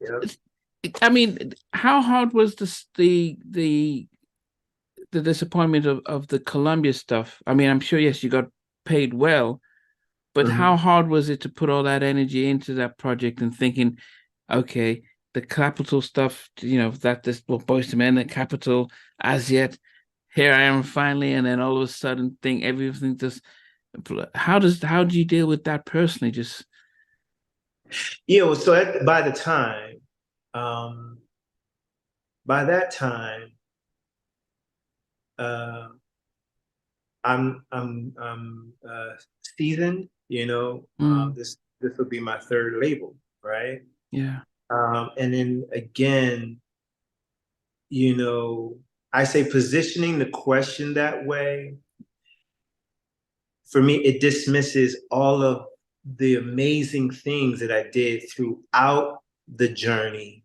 yeah, all the touring around the world, the records I'm on with Phase, writing records, producing records, all these different things, yeah, the experiences, with Beyonce, having the song come out, being on tour with fan mailed. So I never looked at it like, oh my God, I finally, and now look what happens. okay, I'm more so like every moment I stick and move mm, and I maximize whatever opportunity is there at the time. So at that time, that's what it was. It made me rich to be able to take care of my family. Okay. So now it's like, okay, what's the next journey? And then again, this is where that circle comes back around because Boyz II Men were managed by a gentleman named Quadri, who then manages me while I'm at Columbia. And then he puts me on the tour with TLC. And, one thing leads to another to the other things that I began to do. Yeah. wow, Yeah. okay. Yeah, as I said, and it's not. I mean, with some. some people, which is good, that you could start to see the positives along the journey. And there's others of us would just think, oh man, every time I think I've got a break, it's then Yeah. taking it down. And that was just more so seeing what state you are, because it's easy to miss all the good things and just focus on sort of because the way life is that they would forget 30 years of great work and think you just make one small mistake and that's it, off with his head. Yeah, yeah, no, that's horrible. That to me, that's a crime, because I'm contemplating putting together my own podcast where, I get to tell these quote unquote R&B stories because I remember singing in the booth with BB Winans. Like Wow. I'm literally singing with BB Winans. I remember writing and singing for Howard Hewitt and James Ingram and Hmm? Patty Austin, and I've written for Will Downing, and there's a ton of wonderful things, that have taken place all these years. Again, not being with the guys in the beginning, but I got to sing on the stage with my guys for 8 years. You know what I'm saying? It's just like God is super good. Why would I sit here and trip off of the bad part of the journeys as if it was the bulk of it? That's Yeah. not even close to the case. Yeah. I mean, and I actually enjoy that part of what you're saying, because those of us who don't know you would just think, yeah, you're gonna come in and say, yeah, these guys screw me over, and that would be the bulk of it. But to see the reflection, is that's the inspiring part of it, is that actually, you know Yeah. what, yeah, stuff happens, but great things happen in between. And it's so easy just to forget the great things that have happened in between. And so Yeah. that's yeah.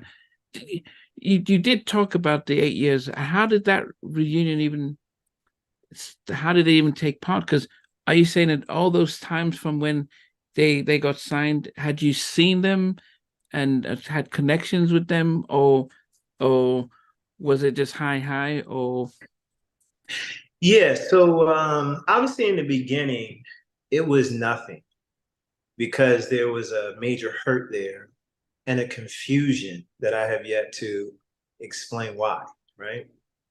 And so I would say once I connected with As Yet, my heart, my soul was even able to um, have a dialogue, you know, oh you know what I'm saying? And then I would, speak to Nate periodically. We'd run into each other, um, and it was interesting because it was on a different playing field now too.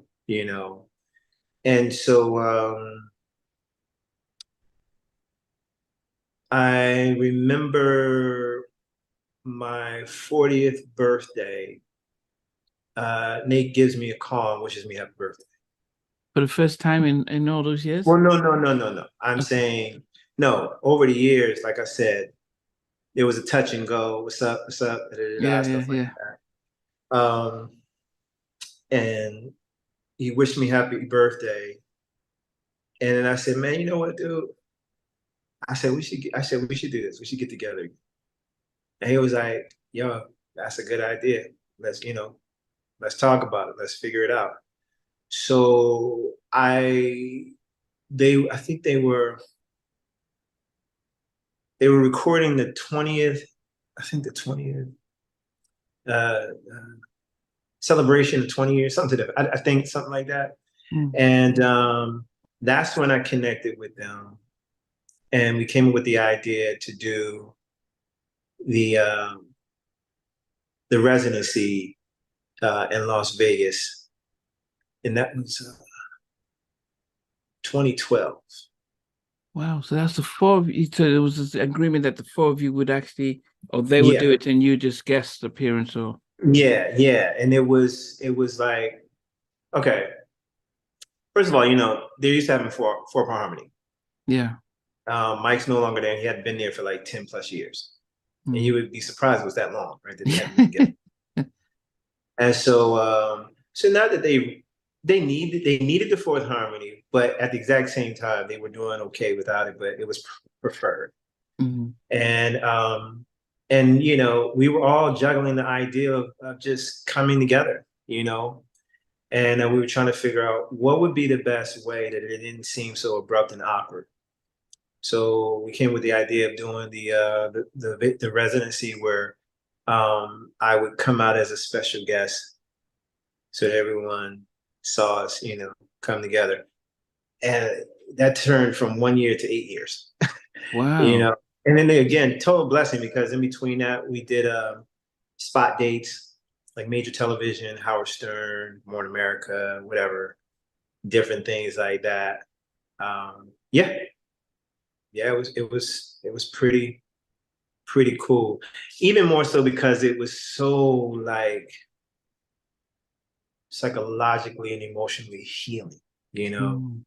It's like here I get to address being 18 Mm. and losing out on an opportunity.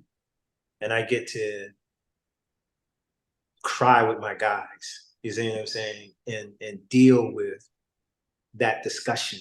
You know, what the happened? You know what I mean? You know, and you talking about closure. Because you know, Mm. again, like you said, you in the audience, you're looking at, damn, you didn't get to be with Boyz II Men. Damn. And all you could think is what you think, but it's all on the surface. And that, it's so understandable. It really, Yeah. really is. Yeah. But without you hearing from me and giving you the details, filling in all the blanks to the puzzle, you wouldn't know that it's so much deeper than that Mm. surface thing that we're talking about, you know. And then for God to say, hey, okay, you've had enough, here you go. Let me give you this too. You know, that's how I looked at it. Yeah. And so to be able to get on and say, can we go back to the days of love? To sing that every night, knowing that it was a hit record that I didn't get to be a part of, it was like, oh my God. You know what I'm saying? So it was beautiful. It was beautiful. For 8 years. Beautiful. Wow. Yeah. And and it ended with the pandemic? Pandemic knocked it out the box. Yeah. And so when the pandemic, I guess you would say, was over, you know what I mean? Over Yeah. where we could start performing again. The journey of getting back to even performing was very tough for all of us.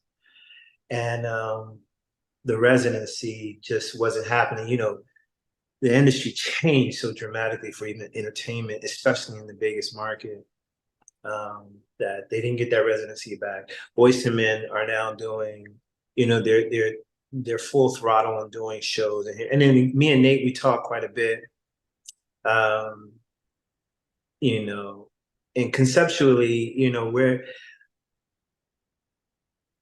I got a feeling like the story's not over, but I don't know. You know Yeah. what I'm saying? You know, it's like because in our discussions, you know, I'm not going to reveal too much, but in our Yeah. discussions, you know, we talk. We're just kind of like, man, you know, everything with us is like let it just happen organically, Yeah. whatever that is. Right now, I'm in the middle of film school. You know, I'm learning how to direct my own films. I'm acting, uh, working on new material as a solo artist. So again, it's the journey continues. If you will. Now, I saw that you were back with us yet a couple of months ago. I Mhm. saw on there. So how did that reconciliation happen then? You know, we've talked about the Boys to Men reconciliation, but as I said, I think a few months ago I saw you on the as yet Instagram feed saying, "Yeah, we're back. We're performing." Yeah, So what yeah, happened? yeah, absolutely. So, um, me getting with As Yet again was what I needed the same way with Boys to Men, closure. Hmm. As Yet was my salvation, and I want to be careful as to how I'm saying that. When I didn't get to do a Boys to Men, As Yet came along and saved me in so many words, and I was able to do what I love to do on a very high level. Mm. And then when we fell apart the way we did because of the reasons that we did, we tried a few times to come back together to heal that. Mm. It never got healed. And this last stint, um, I truly went in to heal that, because I have total closure with Boyz II Men. And in doing so, I have to chalk it up that there are certain cases where you have to leave well enough alone. And for whatever reason, the energy in the universe is saying, Mark, this is not it. I tried so hard. I really did,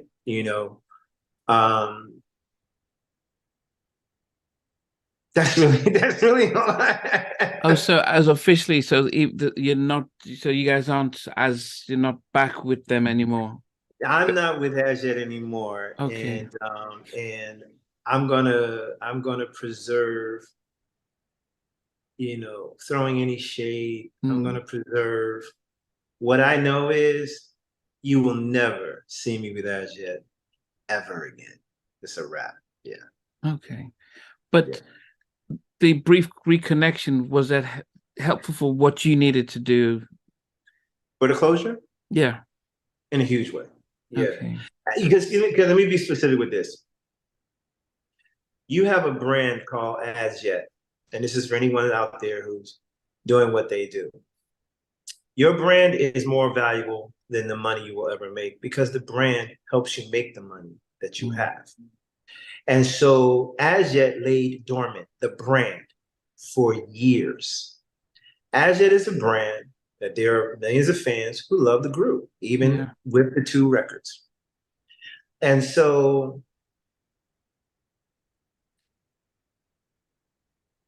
a spade is a spade. And what I mean by that is you don't have Drew Hill without Cisco. But you don't have Drew Hill without the group either, because Cisco would just be a solo artist. Mm. So it goes both ways. There is no arrogance or ego or conceitedness. I don't think I'm As Yet alone, but you're not As Yet without me. You have to look at it in business terms on its face. Mm. And so they tried by themselves. I tried with other members, and it's not what it's going to be without certain members, me and Kenny, in that group. I tried to make that happen because how sad is it that you have a brand that could really take care of you financially, especially in these times, Mm. that you're not using. So I went to make that work. I called Sean. I Oh. didn't call Daryl this time, but I called Sean. It was Dion, Kenny. So at least you had 4 of the members potentially that would be in this group. Daryl was just completely out. He's different life. He's done. Mm. Sean bowed out, said no. Dion tussled with it. He's out. So it's me and Kenny. So I'm thinking, okay, great. Well, at least I have the 2 lead singers, me and Kenny. So we build around us. And then I was able to get it to a place where you saw some performances. Mm. And then it just tanked in terms of internal, unresolved issues that I'll just leave it at that. Yeah. Oh, 'cause I saw you guys had an interview on a radio station, and so I was like thinking, oh man, I can't wait to be able to get you guys back on and stuff. But Yeah, you know, as I said, it's so you've said it throughout the interview about an autobiography. When should we, or can we expect the Marc Nelson autobiography that will next go summer. into okay? No, next summer. And I'll give you the title of it right now. It's called As a Boy, Yet a Man. Okay, as yet and man. Okay, okay, okay. And so with that, what are you? What are you? What are we going to? What are we? Are you going to be revealing things that might harm your relationships with your former groups, or is it more for you? What is the purpose of the story of the autobiography? So, I mean, like you said, you're asking me a series of questions. A lot of people don't, didn't know it was this or it was that. The purpose for me is to tell my story, Mm, to inspire people, because, as you say, a lot of people will look at it in a very surface way. Oh my God, he wasn't with Boyz II Men. I feel bad, or I know that was hard, or whatever, and they don't know the journey. I want to tell the real, full, detailed story so you're inspired that for whatever you're dealing with, you know how mm, to get through. My yeah. thing is always what happens at the end of the day, you Mm, know, not the beginning, but the end, in the sense of the outcome. What's the outcome? Drama sells, I get it, but the victory, it's what matters to me, and so when I talk about these things, I'm whole in my expression of it, and so I want the book to inspire people and feel like, yeah, because I can honestly say I did everything I wanted to do. mm, I wanted to work with Babyface. I put a group together, phenomenal, Boyz II Men. You see what I'm mm, saying? And and regardless of the beginning and the end, look at this is what I got to do, yeah. and tell all those different stories, like how I met Ajed and what happened and the links between the songwriting and the I Want You and Carol Wares and all that stuff is saying, hey, let your journey do what it's gonna do and Mm, stay and focus. Do you see it? Do you see the end? You stay right there. I don't care what's going on around you. This book is going to show you. You stay, and mm. everything you want, in my opinion, happens. That's the reason why I'm writing the book. Okay. But you don't expect it to have any fallouts with, say, your friends, Boys to Men, and anyone else, because you're just painting a picture that is contrary to what it's been pushed out there, and it might. No, so I'm not thinking along those lines. Okay. Okay, truth helps and hurts people, Mm, whatever they're dealing with. I don't lie, so. But this is not a, let me tell all the rat on somebody. Oh, I meant to do this to him. I need to give this shout out. I try to be very conscious of it. I just want to go back just two steps if it's okay with you. yeah, yeah, yeah, yeah. The story that I gave you about my discovery with Boyz II Men, it has to begin with Charlie Mack, who Okay. was um, at the time, I would say, the bodyguard of Will Fresh Smith. Prince. Yeah, yeah, Yeah. yeah. So what truly happened was, it's five of us. You asked me, was it five guys? And it was originally five guys before you saw what you experienced with Boyz II Men, the four guys. And at that time, we were so good vocally that one guy could be missing at a show. And I had to go fly to California to see my family. And Nate, Mike, Sean, and Juan went and did a show that I wasn't there because I was out of town. And Charlie discovered them there. And he approached them and said, I want you to meet Fresh Prince. Come to this concert called the Powerhouse in Philadelphia. So when I got back in town, the guys told me, and we went there, but we couldn't get in. Okay. Excuse me. And it would just so happens that me and Mike knew a promoter of the radio station who walked us into the building. Okay. And then we went to the entrance to backstage and we couldn't get back there. And the lady comes out and I asked her, listen, we were told that Fresh Prince wants to meet us. We're called Boyz II Men. Can I please have a backstage pass? She gives it to me. And then Nate goes back first and he didn't see Charlie because Fresh Prince wasn't there yet. He comes back out and he's ready to go. I'm like, no, give me the pass. So I took it. And then what I told you, how we got back. So once we got back there, this whole exchange with Michael Bivins happened before Fresh Prince and Charlie even showed up. Okay. You see what I'm saying? Right? Okay. And so once that happened, we left because we didn't think Neat. we didn't know what was going to happen. We didn't know if Fresh Prince was going to show up or not. You see what I'm saying, right? When we left, then I think Nate called Charlie. It was like, yeah, man, we were kind of late. And I was like, yeah, well, we had to leave. Da, da, da. And then me and Nate drove to Will's house. Wow. Yeah. And then the whole group met up there and we sang for Will and Charlie too. So it was like what was supposed to happen at the concert happened at his house, but we had already met Bivins. But I have to give the accolade to Charlie. We wouldn't even have been at the concert if Charlie Mack didn't ask us to come. So I just wanted to make that clear. That Yeah, he was, okay.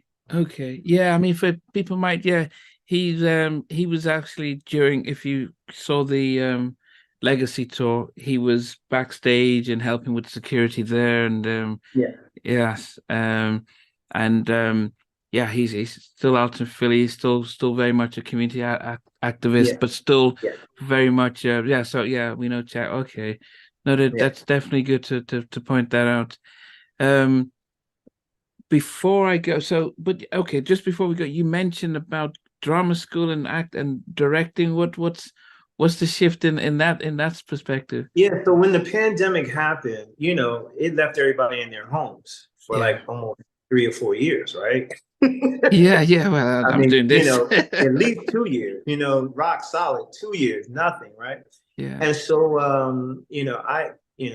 I always loved acting and I love films and clearly I love writing. So I started to pick up the camera and I went to New York Institute of Photography, became a photographer. Wow. And I did that because I wanted to be able to speak the language of a director of photography when I wanted to direct films of my own. Wow. So, and I'm in the middle of learning how to film because eventually I'm going to direct my own independent films. Oh, Um, okay. yeah, so I just recently auditioned for a TV show. It's looking good. I might get the part. Wow. Um, yeah, thank you. So I started my own production company called Creative Works Entertainment. And so it's basically going to be a boutique company where I filter uh, filming my own movies and releasing my own records and stuff. Yeah, so I picked up a lot of different things just in terms of enhancing my skill set. Learned how to draw, so I know how to do um, storyboarding, Yeah. and I learned um, Final Draft to learn how to write the screenplays and stuff. So just really learning everything about pre-production, production, post-production over the last 4 years. So now I'm about to dabble into it with first shooting my own music videos and stuff. Okay. Yeah, Uh, yeah. I mean, that's very impressive. But my question then becomes in a age where content and creativity isn't valued as much as it was back then when it was controlled, where you bring out a CD and we're buying it, or everything was firewalled. Now we've got a generation of people who are used to getting music, downloading it, watching films and stuff. When you're creating all this, are you creating it for, back as you said, back when the Boyz II Men thing was for the love of the music and for the love of the arts, or is it like, yeah, I need to make a living out of this, and because that then it has its own frustrations. Yeah, so my own mental platform is always for the love of it, Mm, right? And I encourage everyone, in my opinion, don't so much try and make a living off of something for the love of it, because that can always be very challenging yeah. if you are not thinking business mindedly, Mm, right? But um, my journey has a way of things that I love to do, I'm able to monetize. And mm, so when you're speaking on, you're saying this generation, there's a bracket of quote unquote old school thinkers that mm, support you financially. mm, They're not, oh, because I can get it free, I will get it free. Prince, prime example of phenomenal singer, songwriter, producer, extraordinaire. He didn't always put out great records. He didn't Yeah. always do it. Some of his records were like, Yeah. but you love Prince and Mm. you're going to support Prince. You know what I mean? So when I say that, I'm saying to you that I believe I have a marketplace and a generation that supports me with what I do from a financial standpoint of view, and that I'm not really concerned that someone's going to pilfer my content, you know, in any way, not allowing me to live off of what I do. But again, it's still I will still be gigging, spot dates, touring here and there. To me, from my life and the duration of it, physically, um, will always be with some sort of creative Yeah. energy. Yeah. And we are looking forward to seeing you in London for Mr. Sophisticated's birthday bash in Yeah. Thank you. December. Thank you. Yeah, so Thank you. I appreciate it. and yeah, my friend Kenny Whitehead is going to be on the billing, so Yep. Yep. I'll make my way down to see you guys then. That's awesome. Can't finish by asking about, is it Bayless? Hmm? Bayless? It was the group that you formed up with Oh no. what was it called? Was it Bayless or Bayless it's or it's called Blaze. Blaze? Okay, sorry. Yeah. It's basically a combination of Blackstreet, As Yet, and Silk. Oh, it was that. Yeah. Okay. Yeah. And so to talk about that a little bit, um, a guy named Tony Grant, um, uh, who replaced me in As Yet when As Yet kicked me out of the group. We became friends, right? Okay. Go figure, right? And he's a profound actor and started to turn me on to different projects and acting and plays and stuff. And he called me and said, Mark, what do you think of doing this super group doing a super group with lead singers from As Yet, Silk, Blackstreet? I said, I'll call you right back. So I started to go, Blackstreet, please. So then I called this publisher and I said, hey man, I got this great idea. A friend of mine named Tony called me and said, what do you think of this? And I said, we're gonna call it Blaze. And da. And so he was like, great. So I called Tony up. And we tried to do that project. This was when record deals were still going on. J Okay. Record was about to sign us. I will fast forward. I created a new entity called Men of Vocals, where Dave Hollister from Blackstreet, one of the Yeah. original Black members, Yeah. myself, and Gary Jenkins, along with a couple of others.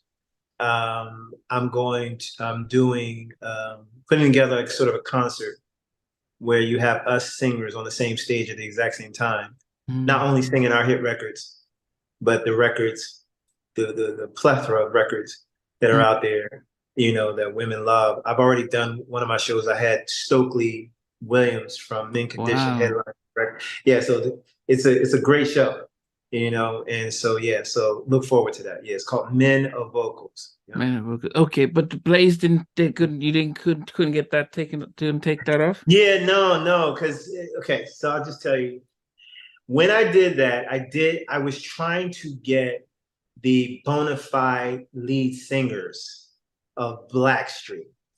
Dave Hollister was one of them. Mark Middleton and Eric Williams were others. Yeah. And I couldn't get them to commit. Uh So I have to say I got like a spinoff. One of the other members, yeah, Teddy was my name. Terrell. Yeah, That's yeah, right. yeah. Terrell, right? Terrell, yeah. Singing fool, right? Yeah. Um, like I said, groups. Uh, Yeah, man. We'll just leave it there. Mm-hmm. wow. Yeah. I guess it's but I think with Little G, I mean, because the Silk is still was still touring and stuff, so I think that might have been hard for him to split between the two.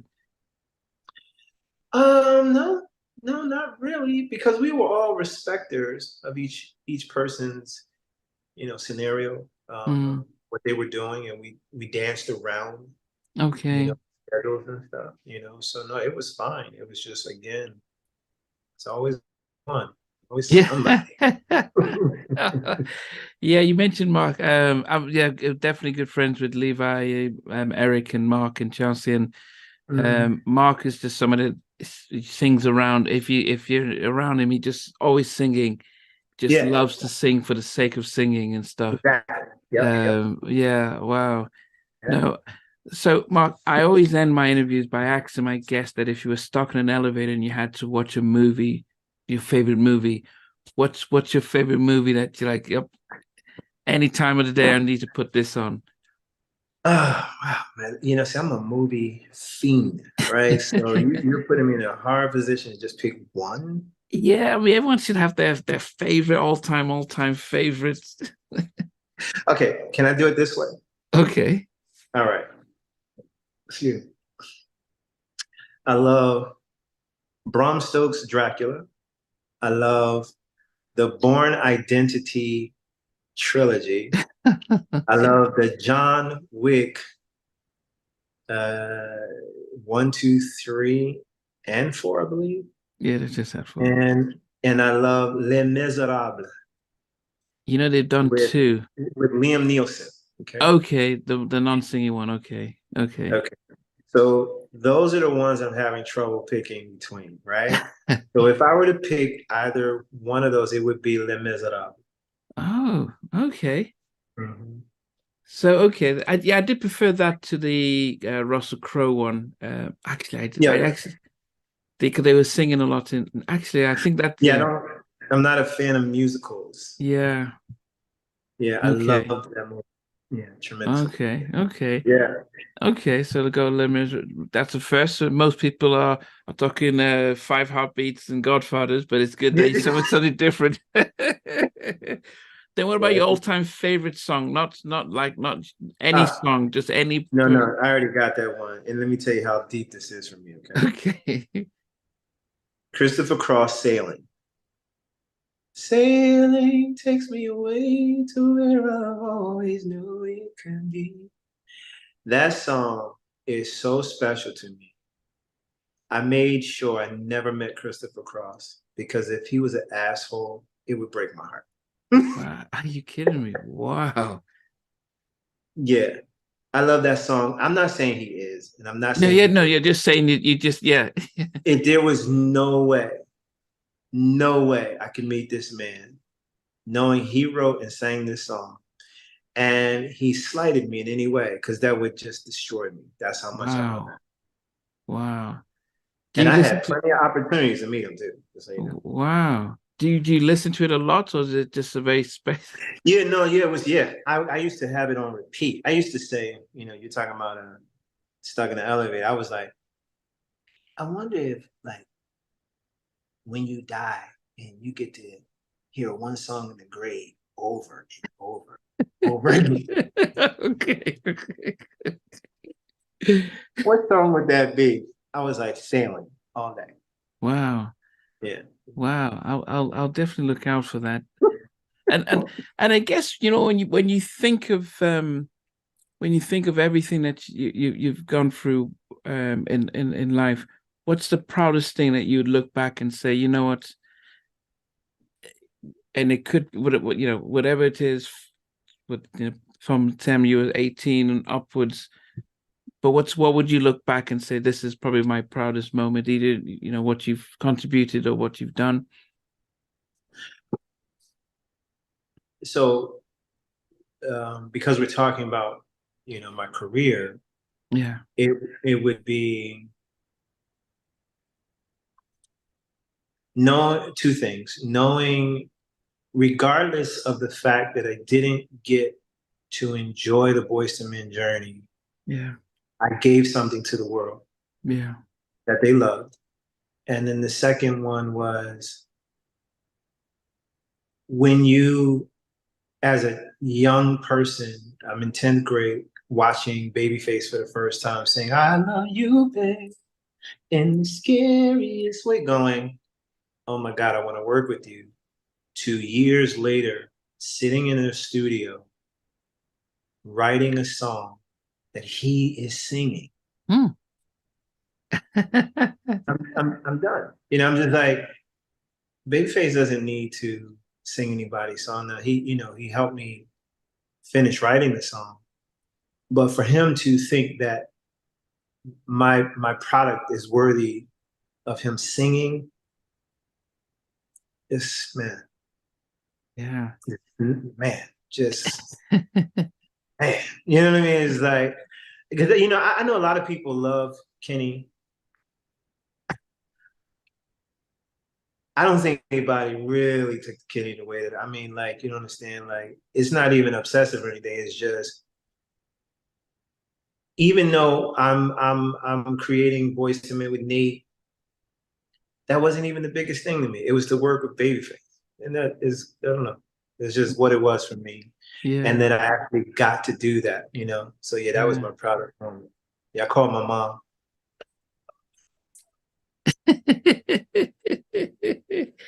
Yeah, I mean, it's always hard when people are thinking about producers and stuff, and we think about Jimmy and Terry and LA and Babyface, and I ask people, who do you prefer, LA and Babyface or Babyface on his own? And everyone and producers get stumped, like, oh goodness, yeah, they had the hits in the 80s, but then he had the whole Waiting to Excel, and it's hard to think, oh, which era of Babyface is their favorite, Yeah. depending on your generation. I mean, if you were to think of it, which with LA and Babyface, or with Daryl Simmons, of course, or Babyface?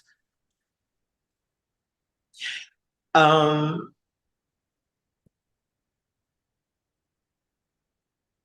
Man, that's a good one, bro. You're right. I mean, that's see, is key when you ask the question, it's so loaded for us as writers and producers Yeah, because we are aspiring to be where they are and were. yeah, And I know firsthand how they got there. mm. So they're almost like talking about apples and oranges. You just can't put them you can't put them in the same basket because the moment when they were the LaFace production camp, it was the Yeah, greatest thing we ever seen. yeah, You know, it was the same thing with Jimmy Jam and Terry Lewis. It was incredible, yeah, and hit after hit yeah, after yeah, hit after, I mean, just endless hits, right? yeah, yeah, And so when they came with LaFace Records, okay, I'm an artist and a producer. So I'm like, I want to, I want to be on the label, yeah, yeah, yeah, yeah, yeah, and so I can say, yo, I was a part of that history. I got to do that. So, but then I got to be with Babyface when he was doing his thing. yeah. So that's hard, man. If I had to pick one, if I had to pick, it would be at the end when he was just doing his thing. Because I got to be a part of that, Okay. in a very deep way. You say you did some part of Waiting to Excel? Yes, I'm saying, like I sang backgrounds that, ooh, I get so high. And then I get, why does it hurt so bad? Why Wow. do I sang the backgrounds to that record? Yeah, I was like literally in the studio when he was doing all of this stuff. It was crazy. Wow. It was crazy. Wow. And to think that he's still making records now, Yeah. still Mhm. getting hit singles and stuff like that. Yeah. He does Yeah. he Yeah. Yeah. He's that guy.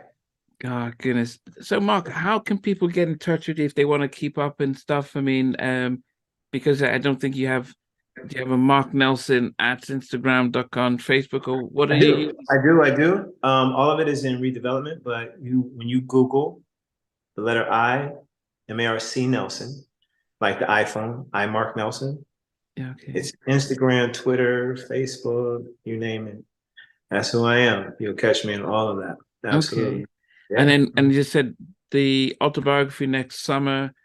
Are we Yeah. getting new music before then, or is it coming around the You're same getting time? yes, you're getting new music before then, during, and like I said, I'm getting ready to be very heavy in directing, Okay. and being in things that I'm filming as well. Yeah.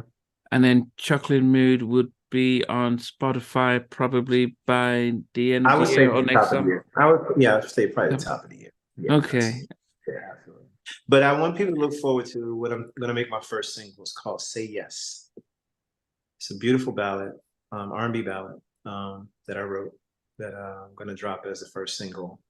I'll probably say February, right before Valentine's Day. Okay. Okay. Yeah, Now we'll definitely give it a push and stuff. I yeah. appreciate your time. You know, it's My pleasure. Thank you. I know it's late there for you.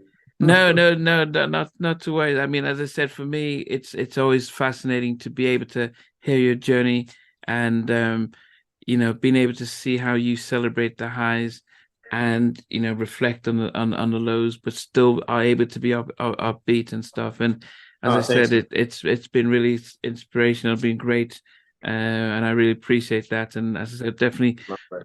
looking forward to when you are getting ready to release either the stuff, your stuff in the new year, to be able to get you back to talk about the music and talk Thank about you. your new video that you're about to film and stuff like that. I appreciate you. I appreciate you very much. Okay. Yes, well, thanks, Mark. I know it's just about 12:30, 12:30 here, but no, this has been really good, and I appreciate the time and everything. No worries, my friend. Thank you again. Okay. Okay, thanks, Mark. All right. Bye. Bye. Hey guys, I want to talk to you about being a member of Halftime Chat. As a member, you get the full interviews on day one. You actually get some exclusive interviews, some interviews that don't get broadcast. You get some behind the story stuff. You get some unedited stuff. Quite a lot of things that will be happening for our members. There's been a lot of you who've been members and supporting us. I really appreciate every single one of you. But as I said, just for the rest of you, think about joining the Halftime Chat membership and just see the fun that you get just being part of this growing community, celebrating R&B, celebrating hip hop, celebrating old school. So, but thanks for watching and being part of this. Take care.